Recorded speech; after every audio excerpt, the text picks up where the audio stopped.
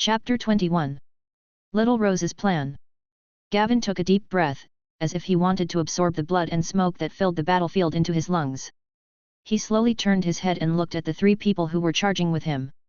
Although they managed to hold on and not fall, the wounds on their bodies were shocking, and blood was constantly oozing out, staining their clothes red. One of them had a bloody wound on his abdomen, and the other two had long bloody marks from being cut by swords. Gavin cast his eyes back to the field. After the chaos before the start, there were less than 100 people in the field. The originally noisy and chaotic battlefield now seemed much emptier. The people who were still here were roughly divided into several forces. One of them was composed of the Hightower family as its core. Due to their effective defense in the early stages, their strength was relatively intact and their morale was not reduced. The remaining few groups suffered more or less casualties. After the charge and fight just now, Gavin had a clear understanding of his own strength for the first time. With his sophisticated armor and master-level swordsmanship, he could easily deal with any team on the field. He felt the power filling his muscles, which contained endless potential. Although he had consumed some of his energy, his body had not yet shown signs of fatigue. Instead, he became more and more comfortable in the excitement of the battle. He turned around and waved to the three people, indicating that they could leave. Gavin watched his teammate leave the field, leaned over and picked up the spear with the flag from the ground, adjusted his posture, raised the spear vertically, and slowly walked towards the Hightower family. His eyes were full of confidence, as if the enemies in front of him were just a group of ants waiting for him to conquer. The nobles in the stands were also in an uproar, with many people wondering what this young man was going to do. Is he going to attack that team of more than a dozen people who are closely united and ready to fight alone? Some people looked frightened, thinking that the young man was too reckless. Some had shining eyes, expecting him to create a miracle, and some looked disdainful, believing that he was being foolish and overestimating his own abilities. Edmund in the stands was as anxious as an ant on a hot pot, with beads of sweat rolling down his forehead. He shouted Gavin's name at the top of his lungs, waving his hands in the air desperately, trying to attract Gavin's attention. However, his anxious shouts were ruthlessly drowned out by the nobles' constant discussions. At the same time, Vilas, who saw this scene, couldn't help but mutter to himself, "I didn't expect your swordsmanship to be so strong. I really don't know how many more surprises you can bring me." Marjorie Tyrell heard her brother mumbling to himself and asked him curiously, "Brother Willis, do you know him?" Willis gently touched Marjorie's head and said, "I met him at a banquet before. His name is Gavin Flowers. He is a talent in managing territory. I want to recruit him to work in High Court." While speaking, Willis' eyes were full of appreciation and expectation. "Fohua? Since he is not a knight yet, you can take him as your squire." Margaret blinked her big eyes and said seriously, her bright eyes full of curiosity. "Of course not. He is only 15 years old and hasn't had his coming-of-age ceremony yet. How can there be such a young knight?" Willis explained to Marjorie with a smile. After that, a trace of sadness appeared helplessly on his face, and he sighed softly, after seeing his swordsmanship, "I also want to take him as a servant, but he is the illegitimate son of the Codoin family." "So I understand." Margaret frowned. "Oh? What do you understand?" Vilas asked with a smile. "His sister has been raised by her grandmother since she was a child. Even though she is only 13 years old now, her wisdom and vision far exceed his. There are only two members of the Codoin family, Earl Houghton and Sir Edmund. Sir Edmund's wife of 7 years, Lilith Tyrell, is just pregnant and is a member of the Tyrell family. Currently, there is only one male bloodline in the third generation of this family, Gawain Flowers, even if he is just an illegitimate child. Rashly proposing to accept the other party's underage bloodline into the High Court is tantamount to supporting Lilith. We cannot take the initiative to propose to include it in the High Court. It is best for the other party to take the initiative to propose it."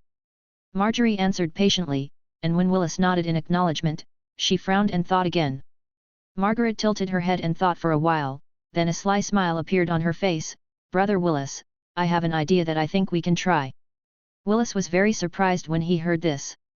He knew that Margaret's ability to handle affairs was far better than his since she was a child. He asked curiously, "What method? Tell me about it." Marjorie blinked mischievously and said, "I can use the opportunity of his name day to make him my guardian knight. Being a guardian knight for a noble lady is just an honor. This way it won't irritate Sir Edmund.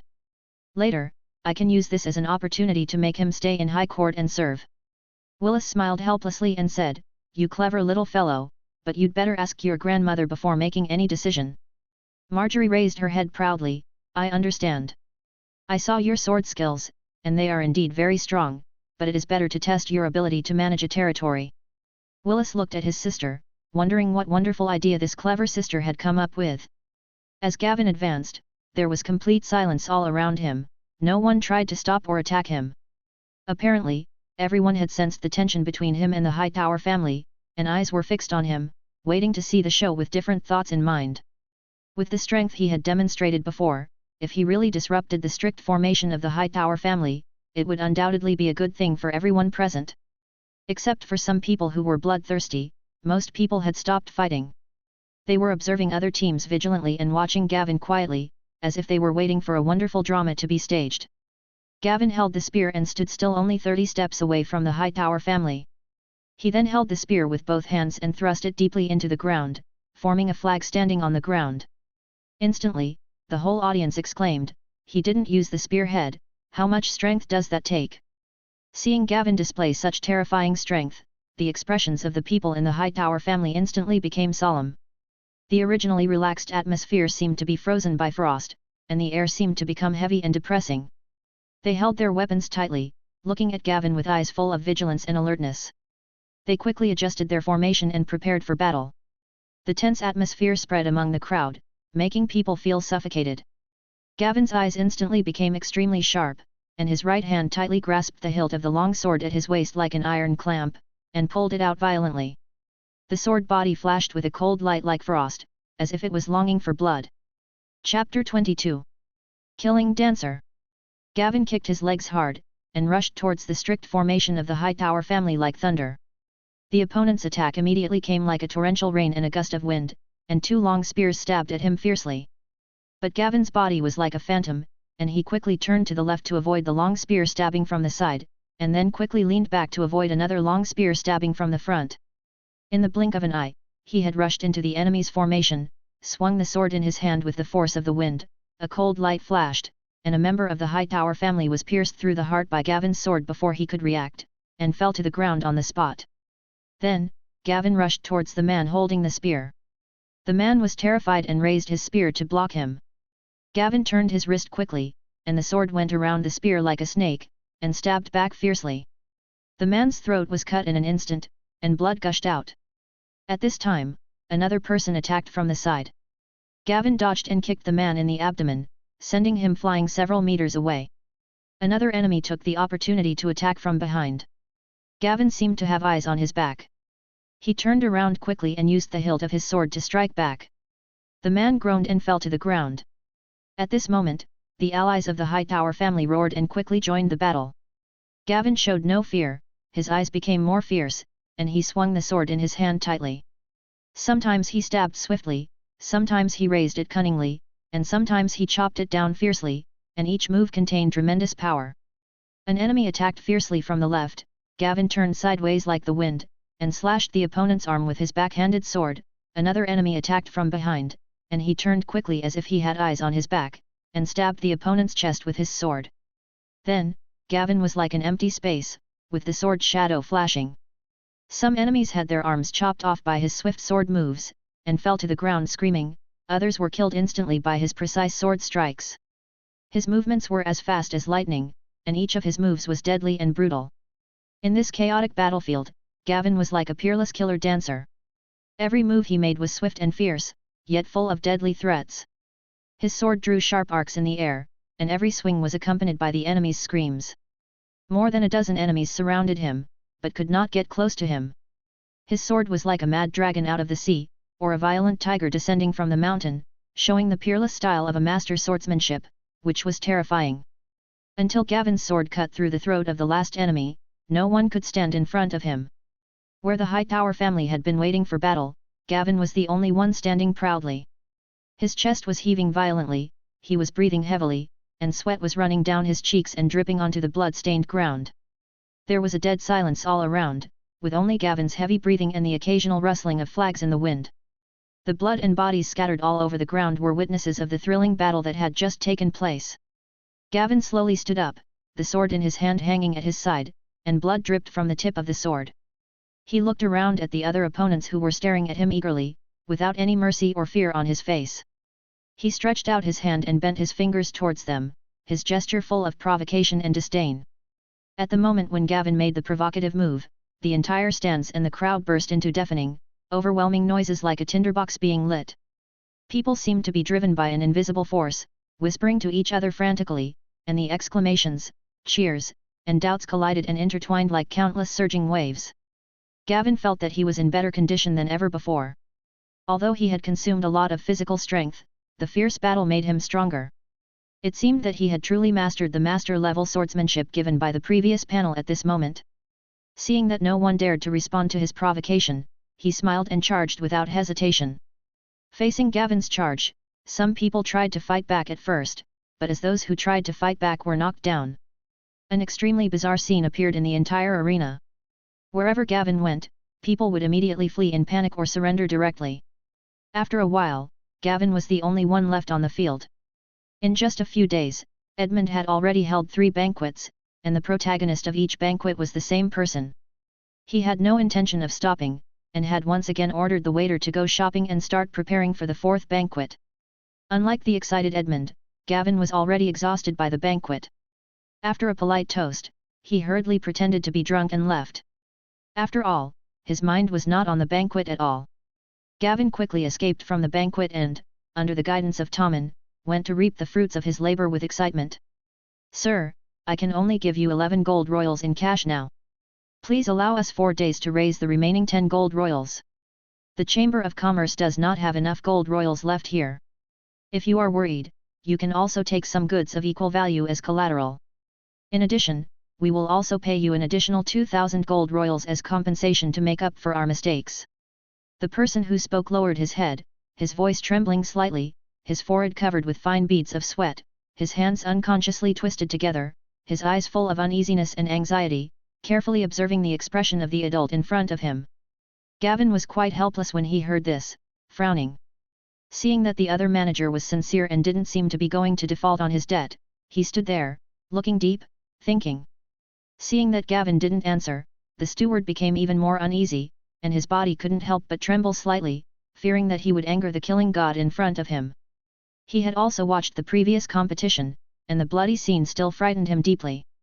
So he hurriedly said, "Sir, our Chamber of Commerce has been running the competition betting business in Westeros for more than 200 years. Even the Iron Bank has a stake. Please rest assured that the reputation is absolutely guaranteed. Moreover, our Chamber of Commerce has a wide range of business. We can help you find anything you need in the future." When he spoke, his voice was obviously trembling, and his eyes were full of pleading. Hearing this, Gavin suddenly remembered something and said, "It's not that I can't wait for 10 days, but I have some materials that I need to buy, and the prerequisite is that you can help me get them together." As he said that, he asked the other party to bring paper and pen, and wrote down all the materials and medicines needed for the Blood Witch puppet. The steward looked at the list full of materials and medicines, secretly breathed a sigh of relief, and immediately said, "Sir, the Chamber of Commerce can now get what you want, but I don't know how many you need, and these things are not cheap, about 1,200 gold royals. But if you want, I can give you 1,000 gold royals to thank you for our understanding." Chapter 23. Making a puppet. "But I need a lot of it. Can you give it to me at this price?" Gavin seemed a little embarrassed and said with a hint of embarrassment, "I wonder how much quantity you want, sir? If it's a large transaction, I'm afraid I can't make the decision," the manager said with embarrassment. After a moment's thought, Gavin replied, "I want 50 copies of this material." "Well, sir, 50 copies is not a problem, but I'm afraid that my current inventory can't get that many. I can only get you 7 copies in total. The others are missing some materials. I will immediately transfer the goods to you. We have a treasury in the old town, and we will definitely deliver them to you before the end of the tournament," the steward hurriedly replied. After seeing Gavin agreed, he called a servant and gave him a few instructions. He invited Gavin to sit down and said, "Please sit down for a while, the goods will be delivered soon, and I will extract the gold royals for you first." Gavin and Tommen led a caravan of horses and hurried back to the camp. As soon as they arrived, a group of soldiers who had been waiting for a long time enthusiastically helped to unload the boxes. Soon, 2 huge boxes were carefully unloaded into Gavin's tent. This time Gavin brought back a full 10 gold dragons. Excluding the 3 gold dragons that Tommen and other soldiers deserved, Gavin alone had as many as 7 gold dragons. This was undoubtedly a staggering amount of money, and the huge amount was enough to make everyone look sideways. After placing the box containing 3 gold royals in the open space in front of the tent, Gavin found a few veterans with high prestige and organized the distribution of the money. Many soldiers who won the bet immediately gathered together and happily divided the money. Their faces flushed with extreme excitement, and everyone's face was filled with irrepressible joy, with the corners of their mouths raised high, revealing an extremely bright smile, and they kept saying some words of praise for Gavin. Gavin, who had obtained the materials, had an anxious light in his eyes, and could not wait to experiment with the blood witch puppet. It happened that a gladiator who had competed with him in the morning died of serious injuries.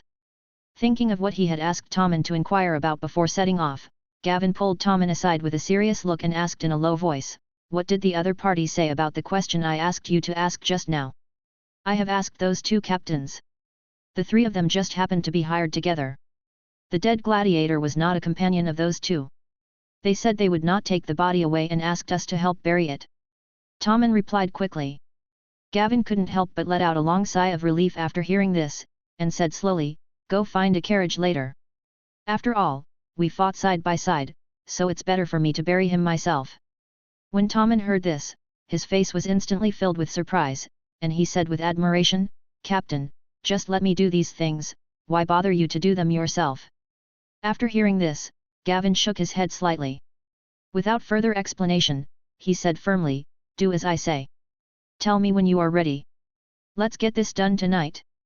Although Tommen was full of doubts after hearing this, he did not question Gavin's decision. He lowered his head and responded, then turned around and hurried to prepare. Gavin watched Tommen's back gradually disappear from his sight. Without any hesitation, he immediately turned around and strode into the tent, and began to prepare the materials for the ceremony in a hurry. In the middle of the night, everything was silent. Gavin was alone, driving a carriage to the depths of an uninhabited forest with the faint moonlight and the swaying torch in his hand.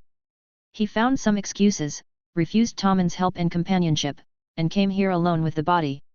The dead gladiator was called Dagio, who was the one who used the scimitar in the previous competition with Gavin. Dagio was agile, very flexible, and his sword was very fast, but it was a pity that he died here for a generous reward and bonus. Gavin took off all of Dagio's clothes, and a wound deep enough to see the bone, which pierced his abdomen, suddenly appeared before his eyes. The wound was hideous and bloody, and it was obvious that this was the fatal cause of his death. With the flickering light of the torch, Gavin began to draw runes on the corpse. He was fully focused and careful, fearing the slightest mistake. Beads of sweat even appeared on his forehead. Finally, after 2 tense hours, Gavin finished carving the runes. After checking again and again to make sure there were no omissions, Gavin breathed a sigh of relief and wiped the sweat off his head. Then, he took down the simple blood transfusion device that he had prepared in advance from the carriage. It was a device made of a flexible cowhide water bag filled with liquid medicine in a thick cow blood vessel. Compared with the infusion tube that Gavin had used in his previous life, it was extremely crude. In Gavin's previous life, if such a crude device was used to treat illnesses, the patient would probably die faster. Fortunately, this is a world full of mysterious magic, and its function is only to temporarily replace the blood wizard's ability to control blood, thereby helping Gavin achieve the purpose of blood transfusion. At this time, the sky was already pale, but Gavin, who had not slept all night, was more energetic and not sleepy at all. When the medicine was almost injected, he pulled out the dagger without hesitation and cut his wrist. In an instant, a large amount of blood flowed into the water bag like a flood. Gavin silently calculated the dosage and endured the strong dizziness caused by the rapid blood loss. Finally, feeling that the amount of blood was sufficient, Gavin quickly took out a small bottle filled with liquid medicine from his arms, dripped his own blood into it, shook it a few times, and drank it all. What's amazing is that the wound on the wrist healed at an astonishing speed visible to the naked eye. In less than a minute, the wound on the wrist was completely healed without even leaving a scar. Gavin couldn't help but feel deeply moved when he saw the effects of this magical potion. Unfortunately, once the magical blood was added, the potion's shelf life could only last for a short 30 minutes, otherwise he would have made some more as a backup. Gavin stared at the slow infusion of blood, praying silently in his heart. Given the current state of the magic tide and the opportunistic method he used, he had little confidence in whether this ritual would be successful. Suddenly, a large amount of black blood gushed out of Dagio's wound, which was a clear sign of a successful blood transfusion. Gavin hurriedly placed his hand on the corpse's chest, concentrating and waiting for the moment when the black blood stopped flowing. Chapter 24 Banquet. Finally, the black blood stopped flowing, and Gavin quickly injected magic power into the rune. The previously hideous wounds on the corpse began to heal at an astonishing speed, and after a short moment, they were as good as new. Daiseo, who had been dead for a whole night, slowly opened his eyes, revealing pupils as red as blood. Gavin was so excited that he could hardly suppress his excitement. He immediately shouted, "Stand up!" The corpse then slowly stood up. Gavin couldn't wait to open the panel. After looking at the label, "Please name the unknown creature" on the panel, he thought for a moment and named it Blood Dragon Guard. Host, Gavin Budhog, 15 Bloodline Blood and Fire Dragonborn, Development 33%. The bloodline of the Dragon King of Valeria, able to ride dragons and control fire, has just begun to awaken. Domination. 1/33, your followers can be upgraded through the panel. 1 Primary Blood Dragon Guard, Blood Witch Puppet made with Dragonborn blood can be advanced twice. Skill Fire Manipulation, Master Swordplay, Master Flame Blade, Proficiency Bow, Mastery. Spear, Proficiency. Energy Points, 1, obtained by automatically absorbing the magic power floating around, or actively absorbing the magic power. Gavin clicked on the Primary Blood Dragon Guard on the panel again. Type, Blood Dragon Guard. Level, Primary. Ability. Giant Strength, Extreme Strength, Rapid Self-Healing, consumes magic power to quickly heal wounds. Combat Skills, possess 50% of the Master's combat skills. Gavin first carefully studied the introduction and abilities of the Blood Dragon Guard, and then couldn't wait to test it. Gavin first handed the sword he had prepared in advance to the Blood Dragon Guard, and then ordered him to attack him. 2 minutes later, under Gavin's order, the Blood Dragon Guard stopped attacking, and Gavin also tested the effect. The pure strength was much stronger than himself, but in terms of combat swordsmanship, it was slightly inferior, but it did reach the level of a half-master of swordsmanship introduced in the panel. Afterwards, Gavin used his sword to inflict wounds of varying degrees on the Blood Dragon Guard and ordered him to perform the rapid healing technique. In less than a minute, all the wounds on the Blood Dragon Guard were healed, and the healing speed was visible to the naked eye. Gavin carefully felt the changes in the Blood Dragon Guard's magic power and found that the more severe the wound, the greater the consumption of magic power. After the test, Gavin was very satisfied with the performance of the Blood Dragon Guard. He endured the pain and added the only energy point he had to the Blood Dragon Guard. In an instant, the Blood Dragon Guard changed at a speed visible to the naked eye. Its skin quickly became tighter, and its muscles became significantly larger, much more muscular than before. Gavin looked at the Blood Dragon Guard in front of him and felt a strong momentum coming towards him.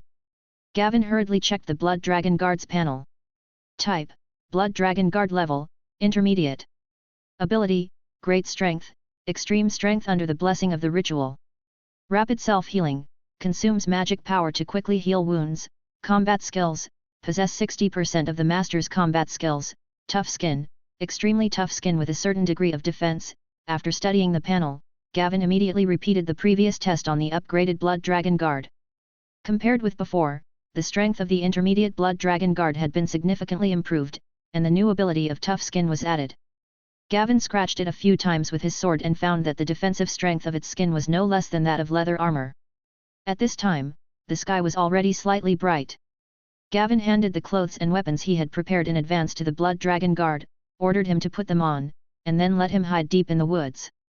Then Gavin drove the carriage slowly towards the camp. It was already dawn when Gavin returned to the camp. He had not slept all night, and although he looked a little tired, he could not hide the excitement brought by the huge harvest that night. But when he stepped into the tent, he suddenly felt sleepy. Gavin just wanted to jump on the bed and fall into a sweet dream.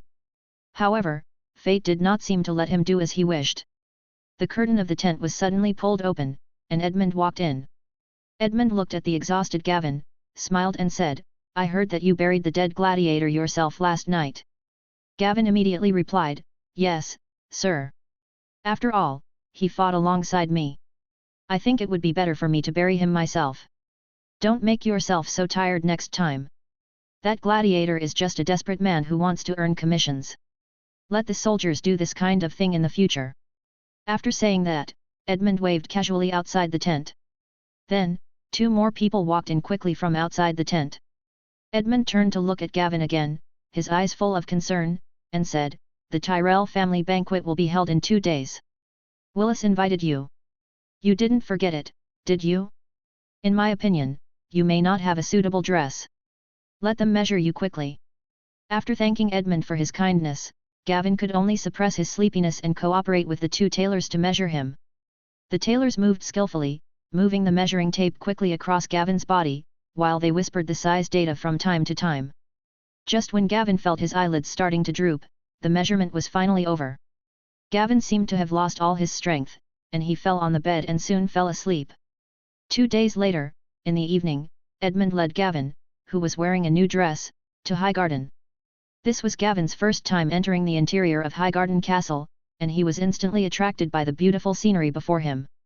The entire castle is made of snow-white stone, with a soft glow in the evening light. When you step into it, you feel like you are in a huge garden, with lush green trees, colorful flowers, and bursts of fragrance.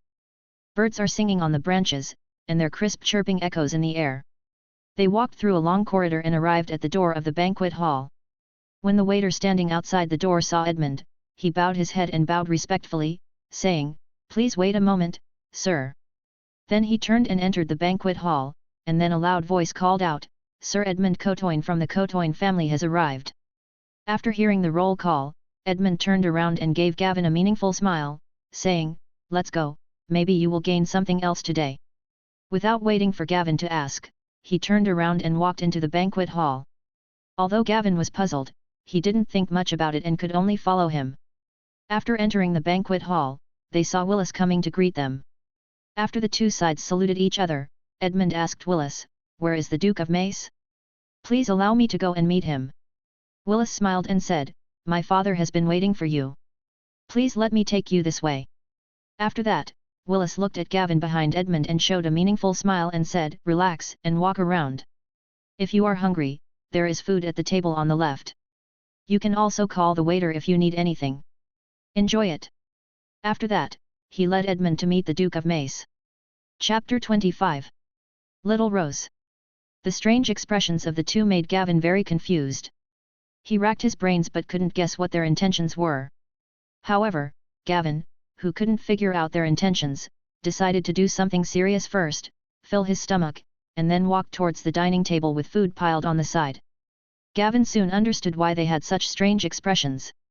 He was enjoying the food leisurely, but before long, a group of young ladies kept coming to chat with him. They chatted with each other, making Gavin overwhelmed and anxious.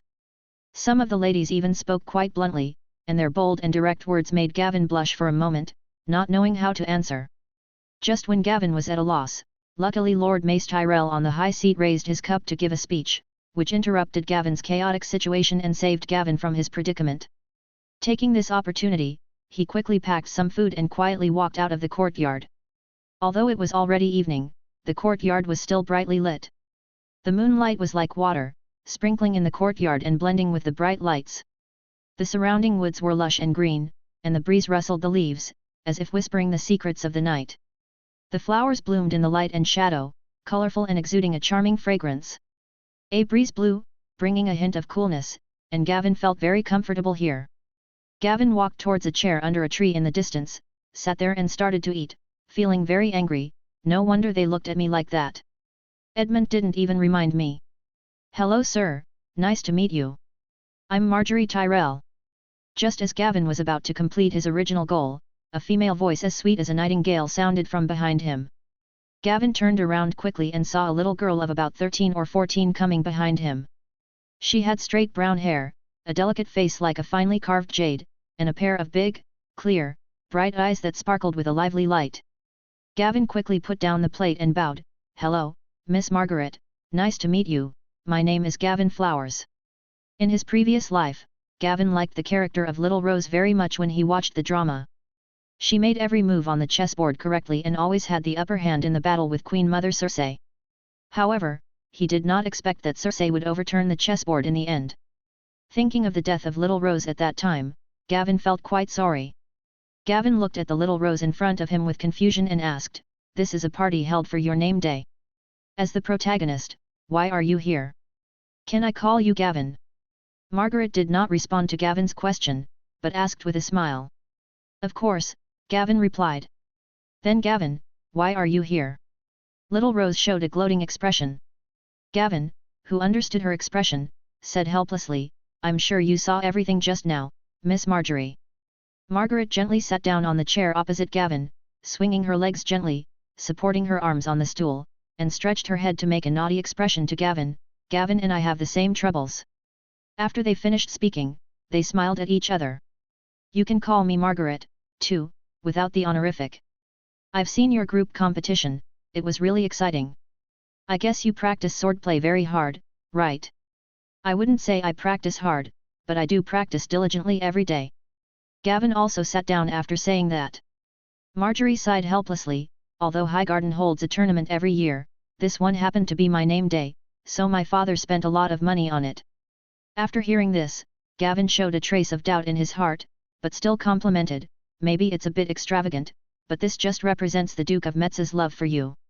I believe that in the Duke of Metz's heart, family is very important. You must be very happy to have such a father." After hearing this, Marjorie smiled and sighed softly, and whispered, "In fact, Highgarden holds the tournament every year out of helplessness. I'm sure you've heard about the situation in the Reach." Gavin knew, of course, that the Tyrells had very poor control over the Reach, and after thinking for a moment he responded cautiously, "I've heard of that," but he didn't dare say more. After hearing this, Marjorie smiled and said, "It's okay, Gavin. In fact, everyone in the Reach knows that the Tyrell family does not have a strong control over the Reach. Holding a tournament to promote the spirit of chivalry is also a way to maintain the majesty of the feudal lord."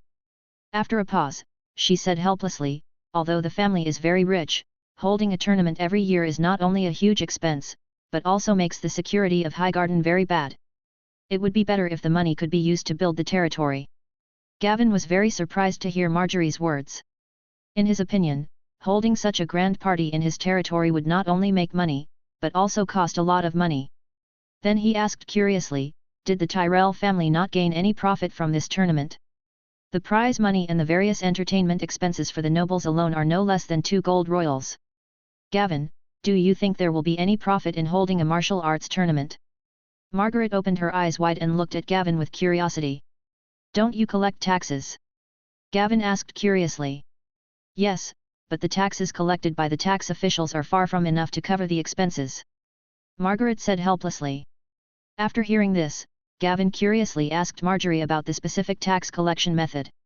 After listening to Marjorie's explanation, Gavin instantly understood the problem. There were too many people, and various caravans were swarming in. Unfortunately, the terrain of the Reach was flat and well connected. There were countless roads leading to or passing through Highgarden. When the caravans gathered at the foot of Highgarden, it was difficult for the tax officials to collect taxes in the chaotic, crowded and scattered market, causing countless merchants to conceal their reports.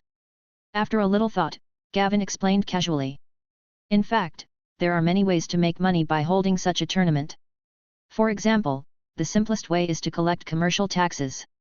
You can classify and plan several large commercial streets in advance, use the tents in the Tyrell family's inventory to build camps around the commercial streets in advance. In this way, the tax officer only needs to identify the goods entering the commercial streets, and then collect taxes according to the quantity and type of goods. This will prevent most commercial activities from escaping supervision. As long as there is supervision on the business side, merchants will naturally not be able to escape paying taxes. And those camps outside can also charge a certain amount of rent." Marjorie looked at Gavin, her eyes full of surprise and admiration. She never thought that the problem that had plagued the Tyrell family for a long time was solved so easily by Gavin. Chapter 26. Night. Her eyes revealed an unconcealable joy. Her expectant gaze focused on Gavin again, and then she asked with a bit of coquettishness, "Gavin, you just said a lot of ways? Can you tell me more about them?" Margaret's tone instantly made Gavin's cheeks flush. He hurriedly smiled, trying to hide the embarrassment that surged up at that moment, and said there are indeed many ways. For example, the Tyrell family can completely ban all gambling games, retain only the most powerful ones, collect and supervise all bets, so that the other party's profits can be clearly identified and gambling taxes can be collected appropriately. Moreover, people who participate in gambling will be more assured to place bets knowing that it is the Tyrell family that collects and guarantees the safety of the gambling funds. And the public security problems caused by the collapse of gambling games and running away with money every year can also be solved at the same time.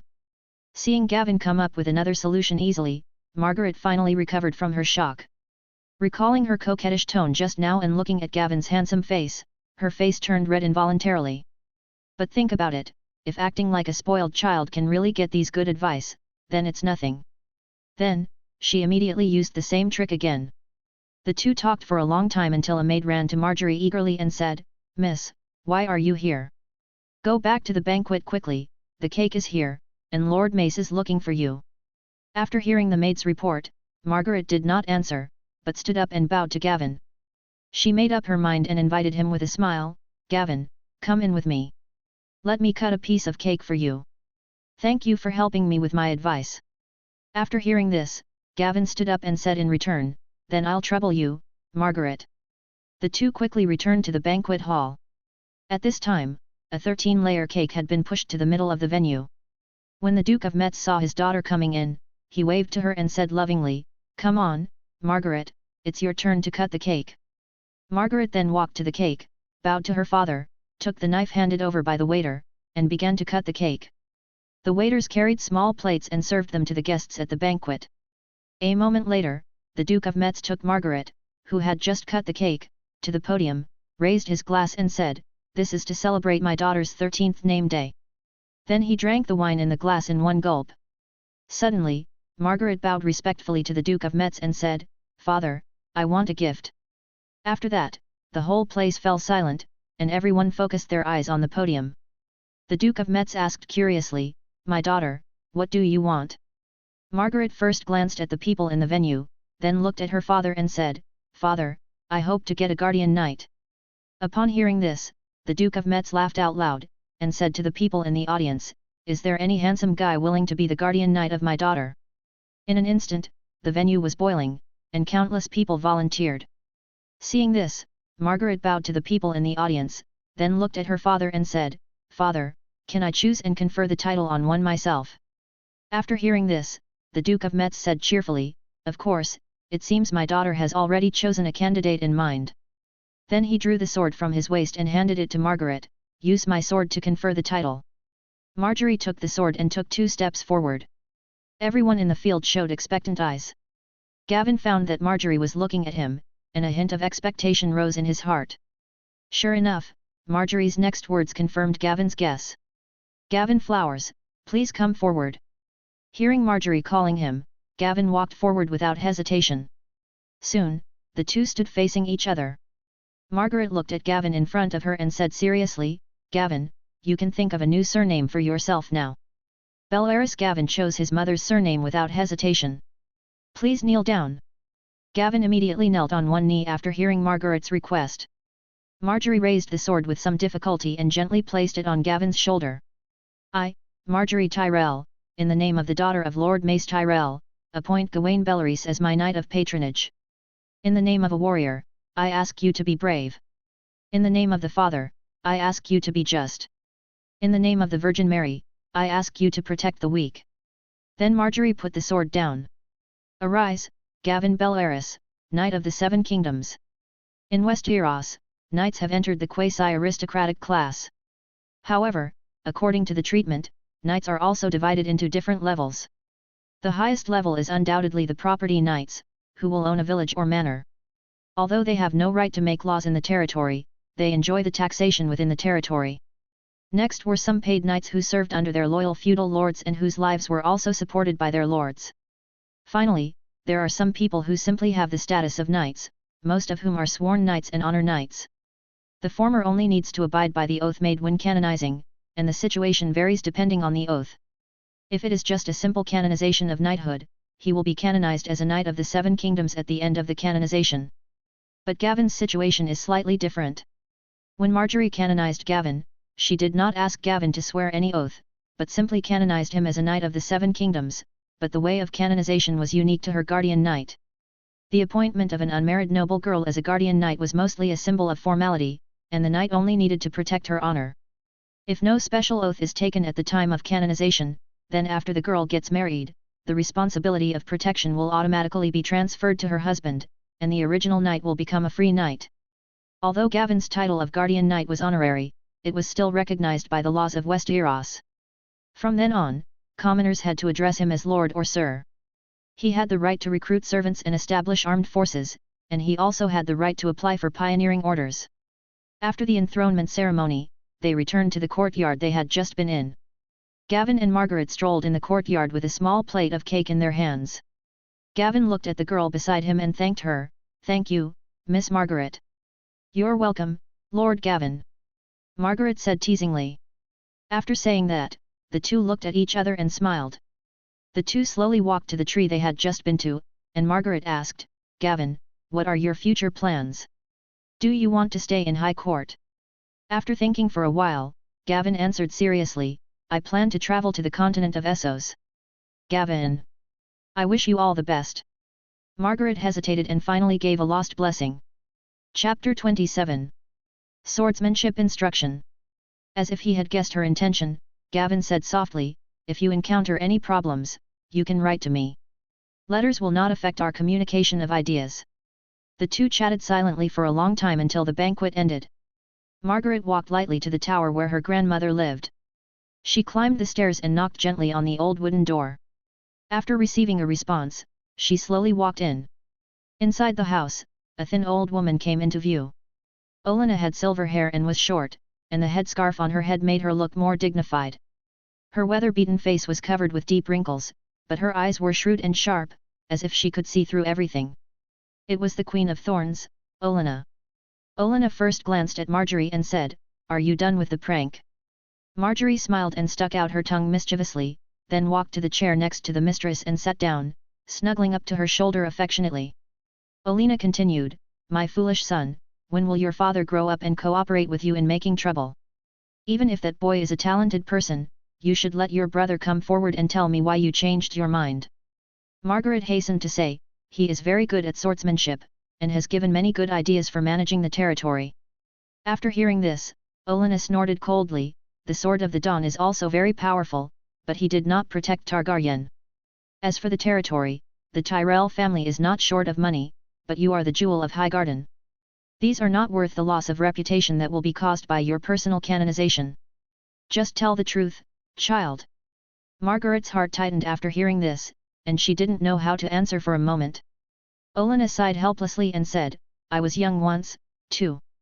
A young, handsome, and eloquent boy with superb swordsmanship is indeed very attractive, but in the end we will all be forced to do things for our family, so be rational, kid." Seeing Marjorie bowing her head and saying nothing, Olenna gently held Marjorie's hand and said softly, "Child, you will marry a prince or a king and become a queen in the future. This is your goal, not love." Gavin followed Edmund and walked slowly out of the castle along the same path they had come. The night was as clear as water, and the breeze blew gently. Suddenly, two figures came towards Gavin. They were Randall Tarley and his son Dickon Tarley. Randall Tarley's face was very serious, his brows were slightly furrowed, his eyes were looking straight ahead, and his facial muscles were tense, without any relaxation or softness, giving people a feeling of being difficult to approach, cold and serious. In contrast, his son Dickon's face was full of anxiety and desire. Lord Tully greeted Edmund calmly. Edmund asked in confusion, "Lord Randall, is there something wrong?" Randall Tarley shook his head, glanced at Dickon beside him, and said calmly, "Excuse me for bothering you. I have nothing to do. It's my son Dickon who wants to meet Knight Gavin." Dickon hurriedly stepped forward and bowed slightly to Edmund to show his respect. Then he looked at Gavin expectantly and said, "Nice to meet you, Knight Gavin. I have watched your competition before. Could you please teach me swordsmanship? I am willing to pay you for it." Gavin frowned and said apologetically, "I'm afraid not. After the tournament, I will be travelling and I don't have that much time." Dickon stamped his feet anxiously and said quickly, "Can you guide me for a while before the tournament is over?" Gavin thought for a moment, looked at Landau beside him, and said calmly, "Okay, but I don't need to pay you. I have a request, if Lord Landau can agree to it." Randall Tarley was quite surprised. He raised his eyebrows and asked, "What is the request?" Gavin said solemnly, "I heard that the family sword of the Tully family, the Broken Heart, is a Valyrian steel sword. I am a sword lover and I admire this famous sword very much. I hope that during my swordsmanship training for Dickon, I can use the Broken Heart." Lando nodded slightly, but showed no expression. He just nodded in agreement and said, "Okay, your swordsmanship does not disgrace my family sword. You can come to my family camp tomorrow to teach my son." "In that case, it's settled." Gavin smiled and bowed slightly. In the camp, Gavin, lying on the bed, heaved a sigh of relief and opened his panel. Sure enough, the host's name had been changed to Gavin Belaris, and the panel was updated in real time. He proposed to use the Heartbreaker sword to test whether there was magic power contained in the Valyrian steel sword. If so, it could be listed as a search target in the future to obtain energy points. The next day, Gavin arrived at the Tarly family camp early. Randall Tarly first introduced him to his eldest son, Samwell Tarly, and expressed his hope that his eldest son would study with him. Gavin accepted without hesitation and got the broken heart that he had been thinking about. The moment he held the sword, he felt the endless flow of magic power in the sword, which was even as strong as the dragon bone pendant. He couldn't help but think to himself, "It seems that in addition to dragon bones, Valyrian steel can also provide me with magic power." Gavin roughly estimated the absorption speed and realized that it would take him 7 or 8 days to absorb all the magic power in the sword. Therefore, in order to absorb the magic power of the sword as quickly as possible, the two students suffered. Gavin doubled the daily training time. The extremely strict training method made them dare not slack off even if they were exhausted and sweating every day. Randall Tarly would take time out every day to come and watch for a while, and after a few days he found that Dickon's swordsmanship improved at a visible rate. Even Samwell, who he did not think highly of, although still had the same temperament, had become much thinner and his swordsmanship was barely decent enough. Rand noticed that Gavin's explanations were detailed and easy to understand, his training was quite strict and serious, and he was extremely attentive when teaching his son swordsmanship, even taking the initiative to extend the teaching time, with an attitude of not giving up until the son was well taught. Rand admired Gavin very much, and invited Gavin to have dinner with him every day, and also passed on some of his leadership experience.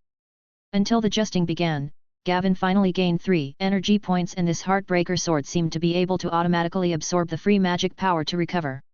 Although the speed was a bit slow, this discovery made Gavin more eager to obtain a weapon made of Valyrian steel. Among all the tournaments in Westeros, only the justing tournament always occupies the highest position. Both the entry threshold and the high cost exclude commoners. The champion is also eligible to award the honor of Queen of Love and Beauty to a lady present. Chapter 28, Missing Qyburn. It should be noted that if a champion gives the crown of honor to a woman who already has a family, or if a champion is married but does not give the crown to his wife, it will become a scandal. Prince Rhaegar's act of giving the crown to Lyanna Stark caused great controversy and triggered a series of subsequent events. With his superb spear skills, Gavin was unstoppable and easily made it into the finals, becoming one of the eye-catching dark horses in this spear competition. Interestingly, he met Garth Hightower, nicknamed Grey Iron, in his first round. Garth, perhaps in order to save the Hightower family's reputation, stabbed Gavin in the vitals with his spear, but Gavin easily dodged it. After both sides broke 2 spears, Gavin shot Garth in the armpit, causing his entire arm to be dislocated, and he may need to recuperate for several months before it can heal. In the final, Gavin met another dark horse, Garland Tyrell, who was participating in the joust for the first time and was Marjorie's brother. Even though Gavin took the fight seriously, the two were still evenly matched in terms of spearmanship. Gavin broke 5 spears in a row before he managed to knock the opponent off his horse. Garland, who fell off his horse, did not admit defeat. Instead, he took the sword and shield handed to him by the servant and expressed his intention to continue to fight to Gavin on the horse. Gavin immediately dismounted and took the sword, and the two men fought in an instant. However, under the master-level swordsmanship, Garland only lasted 5 moves before being defeated, and Gavin won the championship without any surprise. Looking at the laurel wreath woven with roses in his hand, Gavin couldn't help but think of the dead Prince Rhaegar. It was the laurel wreath he won that led to the destruction of the country. He didn't know if he would regret it when he died. He shook his head and put aside all distracting thoughts. Gavin walked straight to the stands and gave the honor of Queen of Love and Beauty to Marjorie Tyrell, who was sitting on the stage. Margaret was very excited when she received the wreath, and her face turned red. Although she had seen countless jesting competitions and experienced many similar scenes, this was the first time she had received this honor. Looking at Gavin in the audience, Margaret felt a little sad. It would be great if he was really a prince. The end of the jesting heralded the end of the entire tournament in the Reach. The nobles began to pack their bags and prepare to return home. The merchants who had gathered here for this event also slowly headed to other places. After bidding farewell to Sir Edmund, Gavin came to Highgarden Castle and planned to say goodbye to Marjorie. It is still the same flowery courtyard, the breeze blows gently, and the colourful petals fall slowly. Gavin saw Margaret waiting there, with surprise and sadness in her eyes. Gavin bowed slightly, and Margaret returned the greeting with a flick of her skirt, and they both said hello to each other. "I will be leaving Highgarden soon. I came here specially to say goodbye to you, Miss Marjorie." Gavin looked at Marjorie and said softly.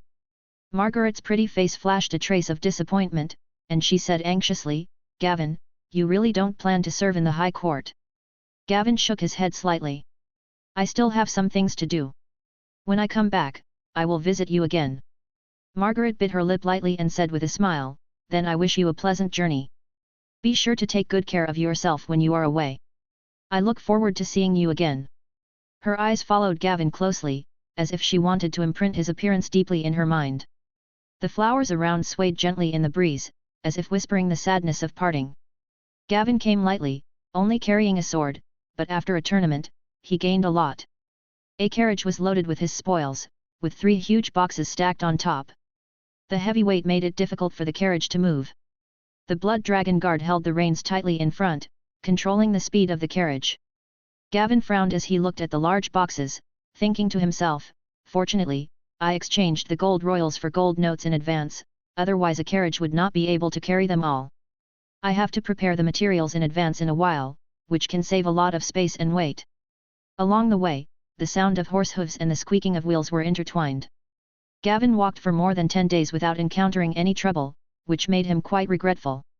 Returning to the old town again, he planned to make some preparations here and get some magical knowledge from Maester Qyburn before going out. The streets of the old town were still bustling as Gavin walked through them. Soon he came to the inn where he had stayed before, booked a room, put all his belongings in the room, ordered the Blood Dragon Guards to guard it, and then headed to the citadel. Master Qyburn was expelled from the citadel? When did it happen? Gavin was very surprised to hear the news. He didn't expect that Qyburn would be exposed less than a month after he left. I don't know if this is the time when Qyburn was expelled from the citadel in the original plot, or if it was the butterfly effect caused by his arrival in this world. Just 10 days ago, the citadel discovered that he was secretly conducting some inhumane experiments, so they stripped him of his bachelor's chain and kicked him out. Fortunately, you left. If you were still studying with him at that time, you would also be investigated, and the time for making the chain might have been postponed. Bachelor Misha still sighed at Gavin's luck. Gavin took out a few gold royals from his pocket and handed them to Maester Mishu. "Do you know where Qyburn went after being expelled from the citadel?" Bachelor Mixiu skillfully put the golden dragon into his pocket and thought for a while, then said, "I heard that he was active in the Port Street area, treating the injuries of the mercenaries passing by to make money." Thinking that Gavin was reluctant to give up Qyburn's knowledge, Mixiu hurriedly said, "But don't worry, I can arrange other bachelors for you. If you have any ideas, you can tell me." Gavin shook his head and said, "No need, Master Mishu. Actually, I am planning to resign from my position as assistant master this time. I plan to go out and travel." "That's a shame, Gavin. You are a very good doctor. But cases like yours happen every year. If you have really decided, let me help you with the formalities." "Thank you for your help, Master Michu," Gavin said politely. After leaving the citadel, Gavin headed straight for Port Street. After spending some money to inquire, he learned that Qyburn had left here 3 days ago. It was said that he boarded a ship with a team of mercenaries, but no one knew where he went. Gavin was helpless and planned to go back to the hotel to prepare medicine. When he passed by Old John's tavern, he met an acquaintance, Luca, whom he had treated before. Chapter 29, Golden Fleece. At Luca's invitation, the two went into the pub to have a drink. Gavin also wanted to learn about the situation outside to make plans. After a few simple greetings, Gavin asked Luca about the situation in Essos. In order to decide which city-state to go to, Luca said that he didn't know much about the news of Essos recently. Since he was cured by Gavin, he has been staying in the port of Old Town to recover.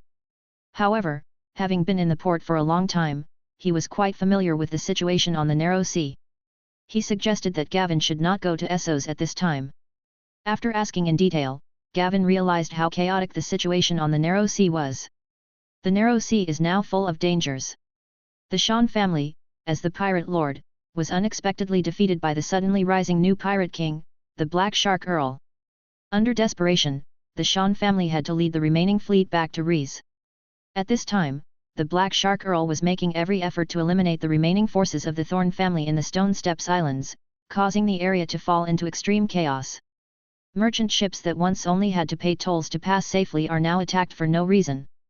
Merchants are in danger, and the trade routes of the Stone Steps Islands have become precarious. Not only that, the ambitious Black Shark Earl also clashed with the Dornish. The two sides have fought many times for control of the western part of the Stepstone Islands. Any ship passing through there is likely to be sunk. This fierce conflict is still ongoing and it is unlikely to be resolved in a short period of time. Because of the ongoing war in the Stepstones area, ships departing from Old Town for Essos are extremely rare and risky. Luca suggested to Gavin that if he must go to Essos, the best way would be to go to King's Landing and then take a boat to Pentos, which would effectively avoid the war. King's Landing is an important capital of West Eros. Ships frequently come and go at its port, and the Royal Fleet cruises on a long-term basis. The route to Pentos is also relatively safe and stable. After listening to Luca's explanation, Gavin couldn't help but ponder. If he travelled from Old Town to King's Landing, it would probably take nearly 2 months. It usually takes only 2 months to travel by boat from Old Town to Tyrosh, the nearest city to Essos. This means that choosing to go to King's Landing and then to Essos will not only be a tortuous journey, but will also take more time and energy. Gavin frowned, silently weighing the pros and cons of the two routes in his mind. Gavin made a decision quickly. He looked at Luca and asked, although there are few ships departing from Old Town, there are still some. Can you help me contact some ships that are about to depart? As he spoke, he quickly took out a few gold royals from his pocket, and with a few clangs, he placed them steadily on the table. Yes, of course. Because of the war in the Stone Steps archipelago, any ship that transports goods to the other side can now earn more than 10 times the profit of the past, so naturally there are many desperate people. Luca said excitedly, his eyes flashing with greed, and put the golden dragon on the table into his pocket. Gavin asked the waiter for a piece of paper and a pen, quickly wrote down the address of his hotel, and handed it to Luca. Come here to find me when you have news. If I'm not here, leave me a message through the waiter at the hotel. I'll pay you a sum of money after the matter is done. Don't worry, Luca will bring you good news soon. Luca said excitedly, his voice trembling slightly with excitement, his eyes full of eagerness to act. After returning to the hotel, Gavin began to prepare materials.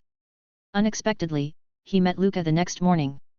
Luca was very happy and said excitedly, I have heard of a merchant ship that is willing to set off, but their destination is Rees, and they will not set off until 5 days later. What do you think? If possible, I will take you to meet the owner of the merchant ship. Gavin silently calculated the time and concluded that all the materials could be prepared in 3 or 4 days. He agreed directly, okay, I won't go to meet him, you go talk to the other party. There are 2 of us in total, I require a private room, and I am willing to pay more for the boat fare. After sending Luca away, Gavin immediately returned to the house and started working. 5 days later, Gavin and the Blood Dragon Guard boarded a merchant ship called Golden Fleece. Considering that Gavin and the Blood Dragon Guard were both wearing light leather armor at sea, the patterns on the leather armor were delicate and exquisite, gleaming in the sun. Each of them carried a sword, Gavin's hilt inlaid with gems and the scabbard carved with exquisite patterns. In addition to the sword, Gavin also held a bow bag in his hand, which contained 5 hard bows specially prepared to prevent accidents and to be used in battle. Gavin stood on the boat with the Blood Dragon Guards, looking towards the old town with a serious look. The Blood Dragon Guard was carrying a large box on his back, which contained the potions and ritual materials that Gavin had carefully prepared. At this time, the old town looks peaceful and mysterious in the morning sun. The golden sunlight shines on the ancient buildings and winding streets, outlining charming light and shadows. The rolling hills in the distance connect with the blue sky, like a grand painting.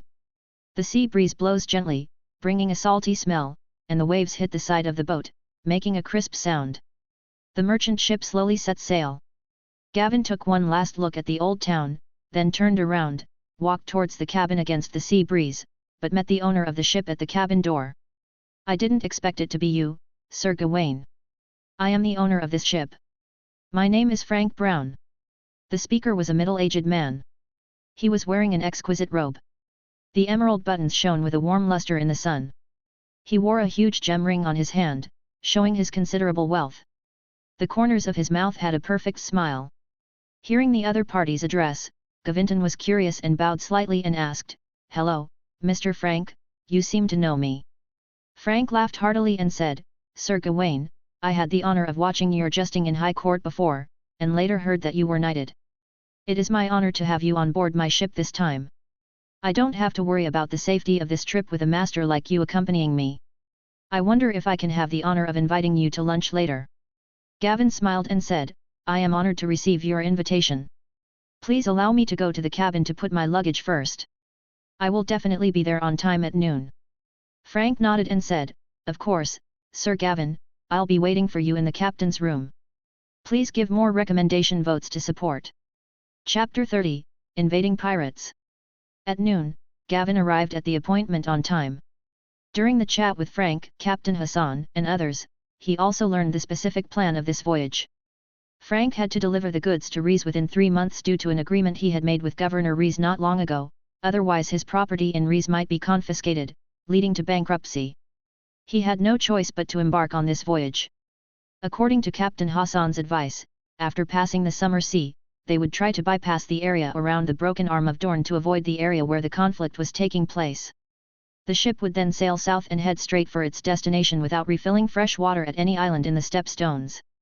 To this end, the ships have stored 3 times as much water and food as in previous voyages, but they are moving away from familiar routes and may pass through unfamiliar waters where storms are frequent. At night, Gavin lay in the shaking cabin, with the sound of waves hitting the side of the ship and the creaking of wood in his ears. His thoughts drifted in the darkness, thinking about the dangers he might encounter on this journey. His enhanced strength was his greatest asset. As long as he was strong enough, he would have the confidence and ability to deal with everything. He opened the panel and added the 3 energy points obtained from the Heartbreaker sword to the bow and the flame blade, raising both skills to the master level. Host, Gavin Bellerus age, 15 Bloodline Blood and Fire Dragonborn, Development 33% The bloodline of the Dragon King of Valeria, able to ride dragons and control fire, has just begun to awaken. Domination. 1/33, your followers can be upgraded through the panel. 1 Intermediate Blood Dragon Guard, Blood Witch Puppet made with Dragonborn blood can be advanced twice. Skill Fire Manipulation, Master Swordplay, Master Sunblade, Master Bow and Arrow, Master Spear, Proficiency. Energy Points, 0, obtained by automatically absorbing the magic power floating around, or actively absorbing the magic power. After watching the energy points being emptied again, Gavin became more eager for dragon bones. He planned to see if he could buy some after arriving in Rees, or wait until he became strong enough to explore the dragon cave in Bellerus directly, where there would definitely be no shortage of dragon bones. In the following days, the Golden Fleece, where Gavin was, sailed peacefully on the summer sea. The vast sea was like a huge piece of blue silk, with gentle ripples under the gentle breeze. The sky was as blue as a gem, and white clouds floated in it like cotton candy. The sun shone on the sea, shining with golden light, dazzling and bright. Flocks of seagulls circled around the ship, their clear and melodious cries adding a bit of vitality to the tranquil sea. However, as the ship gradually moved away from the mainland, the seabirds gradually disappeared, leaving only the occasional fish jumping out of the water, their scales reflecting colorful light in the sun. Gavin even found a fishing rod and leisurely sat by the side of the boat to fish every day, enjoying this rare quiet time. That day, Gavin was still fishing at the side of the boat with a fishing rod in his hand. Suddenly, he saw 3 blurry black shadows appearing on the sea level in the distance. Gavin was full of doubts at first, staring at the approaching shadows until they became clearer and revealed their true appearance. They were 3 long black ships, heading towards the Golden Fleece. At this time, the sailor on the lookout pole rang the alarm bell with a look of horror. Ding! Ding! Ding! The rapid sound of the bell instantly broke the calm on the ship, and the entire merchant ship was in chaos. The sailors ran around and shouted in panic, and the tools they were holding were thrown away at random, and the sound of collisions was endless. Captain Hassan rushed out of the room with an angry face, shouting at the top of his voice, "Don't panic! Get ready for battle!" When the crew heard the captain's order, they hurriedly picked up their weapons. Some couldn't find their swords in a hurry, and some took the wrong harpoon. The scene was in chaos. Frank also came to the deck with a pale face and stood closely with the captain. Looking at the shadow getting closer and closer, Frank's lips trembled and he kept praying, "It must not be a pirate, it must not be a pirate." At this time, Gavin also walked over quickly. He first looked at the trembling Frank, then looked at Captain Hassan who was still calm, and asked, "If they are really pirates, can we turn around and avoid them now? After all, we are still far away." The captain frowned, looking at the approaching black shadow, and said in a deep voice, "It's too late. The wind direction is not in our favor. Turning will only make us more passive. Moreover, our ship is sinking, and the opponent is a long ship with a good speed. We can't outrun it." Gavin looked solemn, "Then we have no choice but to fight. We are not without a chance of winning." Frank listened to their conversation, his body trembling even more violently, his voice starting to cry, "What should I do? My goods, my family." Gavin patted Frank on the shoulder and consoled him, "Don't panic. If a fight really breaks out, we may not lose." Gavin quickly returned to his cabin, and with the help of the Blood Dragon guards, he quickly put on his leather armor, prepared his weapons, and held the longbow tightly in his hands in preparation for the next battle. But it turned out that the naval battle was far from what Gavin had imagined. When the three ships got closer and closer, Gavin could see the ferocious crossbows on the bows of the other ships and the ferocious faces of the pirates. The sea breeze was howling, making the flags flutter, and Gavin's heart became more and more tense in the tense atmosphere. The enemy's ships kept approaching at a very fast speed, surrounding the Golden Fleece, but did not board it. After communicating with Hassan, Gavin also learned that the other party's flag represented the recently rising pirate king Black Shark Earl, but he didn't know whether it was him who led the team or his subordinates. Gavin held the longbow tightly in his hand and silently calculated the range. Suddenly, a pirate longship that was bypassing the ship fired a crossbow with a rope, hitting the right side of the Golden Fleece. Then, another pirate ship also fired a crossbow with a rope into the port side of the Golden Fleece. After the two crossbows, the pirate ships did not make any other moves, but the other pirates on the lookout pole kept waving flags at the Golden Fleece. The flags fluttered in the wind, like the devil's grin. Gavin's eyes became more fierce, and he cursed in his heart, "Damn it, the range of the flaming arrow is not enough. If I just use a bow and arrow, I can reach it, but shooting against the crossbow is undoubtedly courting death. I'm afraid that the Blood Dragon guards can't withstand the power." Gavin stared at the constantly changing flag signals, confused, and could only look at Hassan, who was standing beside him with a serious face and a frown on his face. Frank paced anxiously, muttering, "What should I do? It's over. It's completely over." The sea breeze became stronger and stronger, making everyone's clothes rustle, and at this time the golden wool seemed to be tightly grasped by a pair of invisible devil's claws. Chapter 31. Planning and Killing. At night, under the hostage of three pirate ships, the Golden Fleece slowly sailed towards the Stone Steps Islands. At this time, Gavin finally learned the meaning of the flag signal from the captain. The other party demanded that the Golden Fleece follow them to the stepstones, otherwise they would use crossbows to sink the ship. Faced with such tough and rogue means, Gavin seemed powerless. He clenched his fists, feeling unwilling but helpless. The other party did not engage in boarding battle, so no matter how strong Gavin was, he could not reach them. The moonlight sprinkled on the sea, creating patches of silvery light, but it could not illuminate the dark situation. Gavin looked at the pirate ship looming in the distance, and his mind was quickly thinking about how to deal with it. Just like that, at dusk one day later, Gavin vaguely saw an island in the distance. Through Hassan's introduction, he learned that they had arrived at the edge of the Stone Steps archipelago.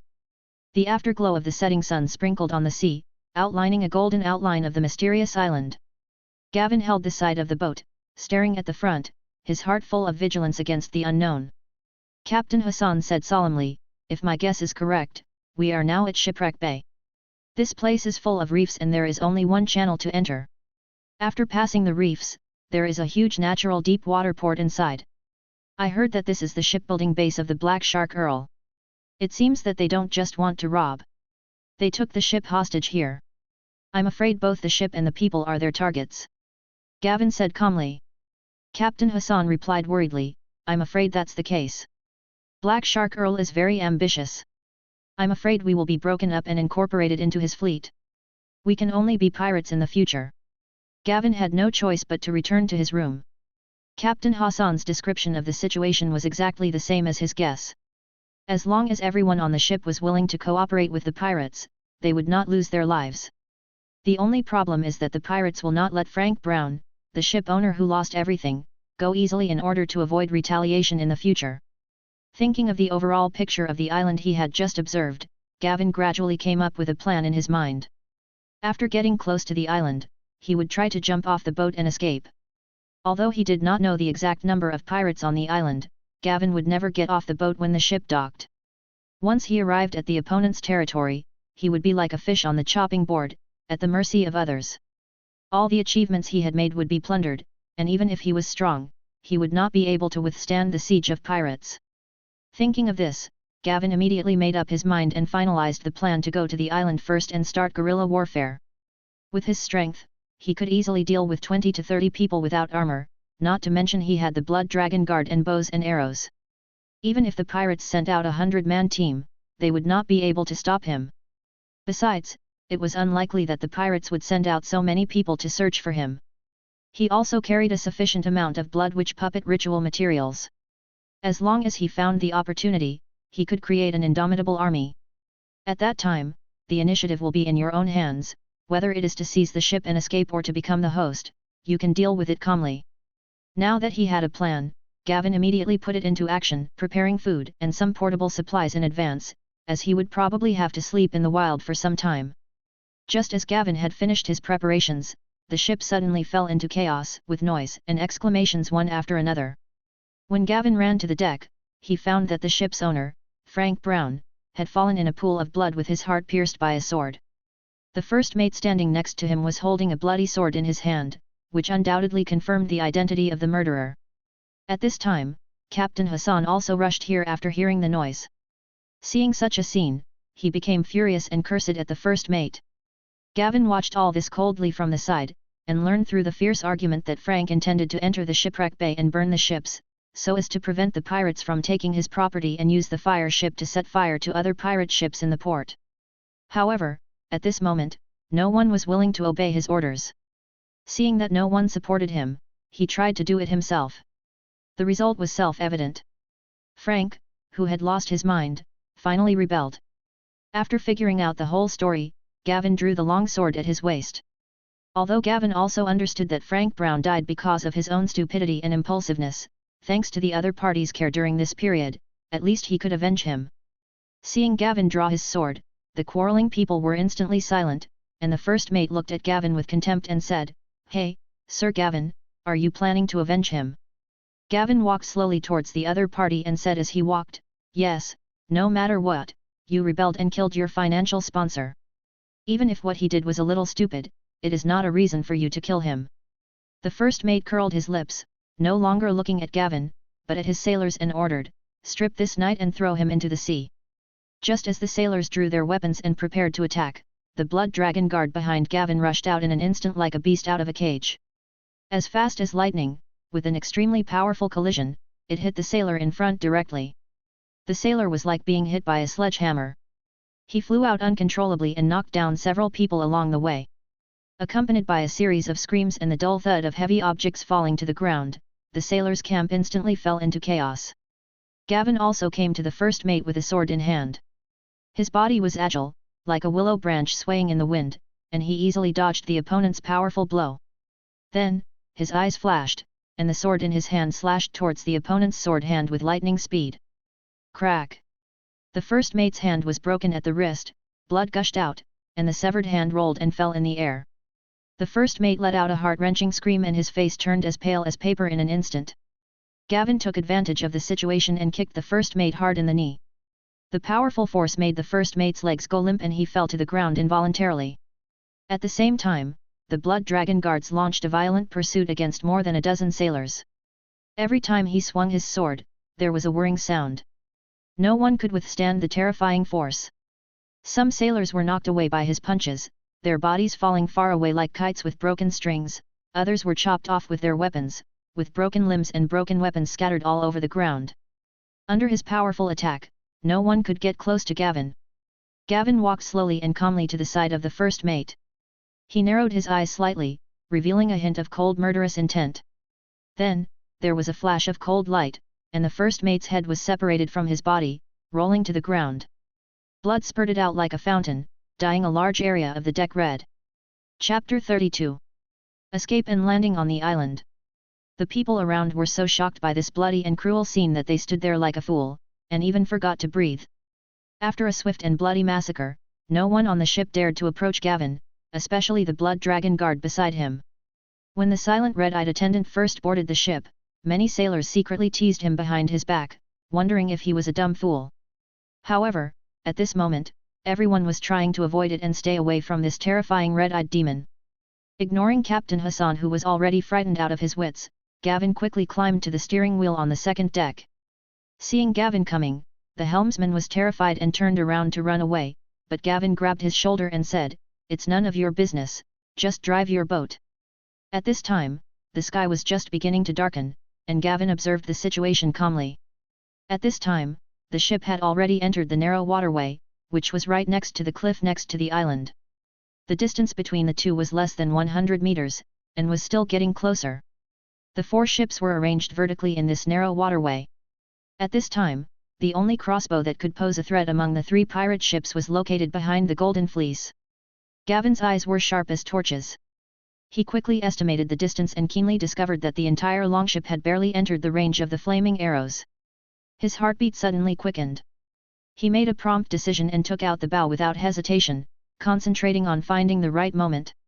He knew very well that he must first destroy the crossbow, the only threat to him, and then decisively jump off the boat at the critical moment when he was closest to the cliff, so that he could escape safely.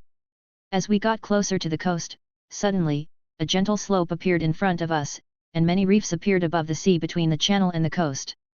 The nearest reef to the channel was only more than 10 meters away.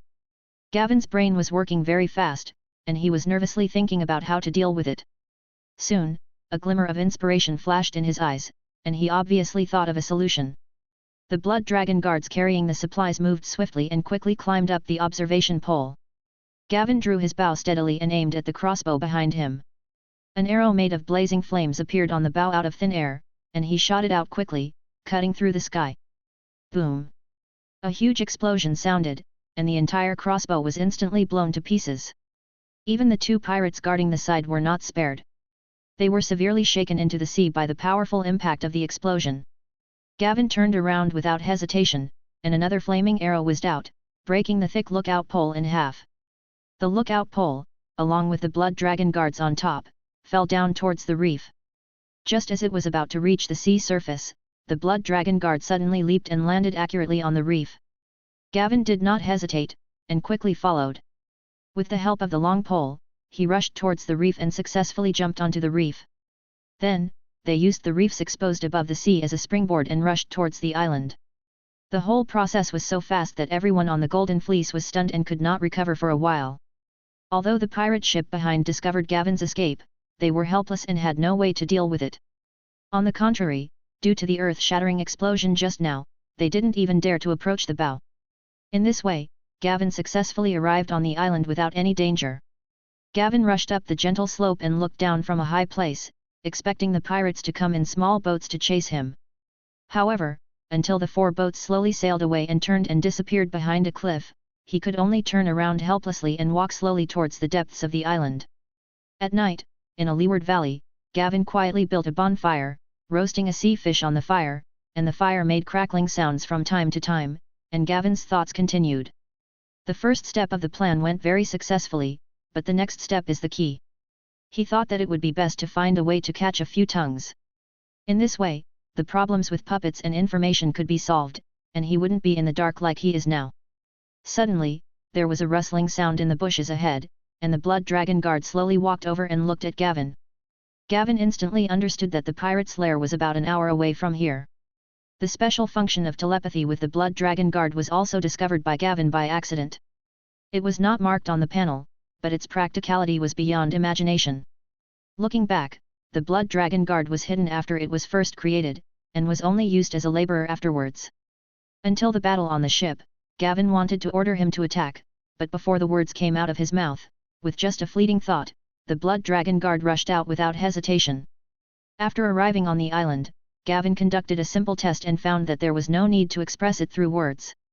As long as the Blood Dragon Guards were within 30 steps of him, they could accurately receive the orders he gave silently in his heart. Even if the distance is a little further, the same effect can be achieved by just making eye contact. Now that the location has been determined, things will be much easier. Gavin, who had eaten and drunk enough, burped contentedly and planned to have a good sleep first. Anyway, those pirates couldn't escape. Gavin was forced to flee when he was at sea before. Now the situation has been reversed. He is in the dark, and the offensive and defensive situation has changed. The next day, Gavin woke up slowly. In the early morning on the island, the sun was soft and warm, and the breeze blew gently, carrying the salty and humid breath of the ocean, stirring the surrounding grass and making a slight rustling sound. Take a deep breath, the air is filled with the fresh fragrance of grass and trees, which makes people feel relaxed and happy. Gavin stood up and stretched his body, his joints making crackling sounds. It's time to get to work at dawn, he said to himself, his eyes revealing cold murderous intent. At this time, in a wooden house in Shipwreck Bay. You's about to shoot arrows made of fire? I believe you, keep shooting. The voice was extremely calm, but there was endless ferocity in it. No, sir, I am not lying, I saw it with my own eyes, no. I didn't, Before he could finish his words, the ruthless whip started lashing like a poisonous snake, with a sharp sound of wind, falling on his body again and again. If Gavin were here, he would definitely recognize the wailing person as the helmsman from last night. Black Shark Earl ignored the helmsman's wailing and slowly walked out of the cabin. A pirate with a scar on his face hurriedly followed him. Boss, is what he said a lie? It should be true. It doesn't look like it's lying. Black Shark Earl didn't look back, but looked at the port calmly. We'll know if it's true in a moment. Chapter 33. Interrogation. After a while, a pirate came trotting over and handed 2 broken bows to Black Shark Earl. The broken ends of the bows all had obvious signs of being burned by flames. Black Shark Earl touched the broken bow and looked at Scarface behind him. He said calmly, it seems that a powerful guy has come to the island. Send someone to find him, preferably alive. Be careful, he still has 3 bows. Gavin stood on the cliff, overlooking Shipwreck Bay below.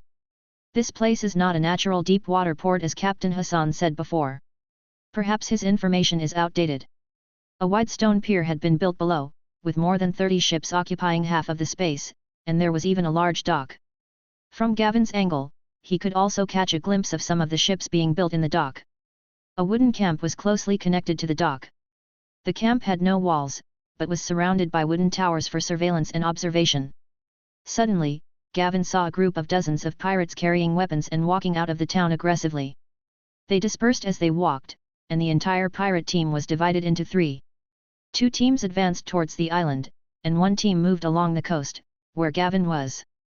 Looking at the pirates coming at him aggressively, Gavin planned to get away from the opponent's base camp first and then annihilate this team of pirates. He decisively retreated in the direction away from the pirates, stopping from time to time, patiently waiting for the pirates who came to search, making sure that their every move was under his control.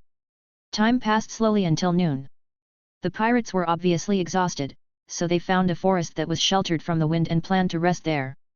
Seeing this, Gavin immediately ordered the Blood Dragon Guards to sneak around to prevent the other party from escaping. He himself took a bow and arrow, crouched down, and carefully moved towards where the pirates were.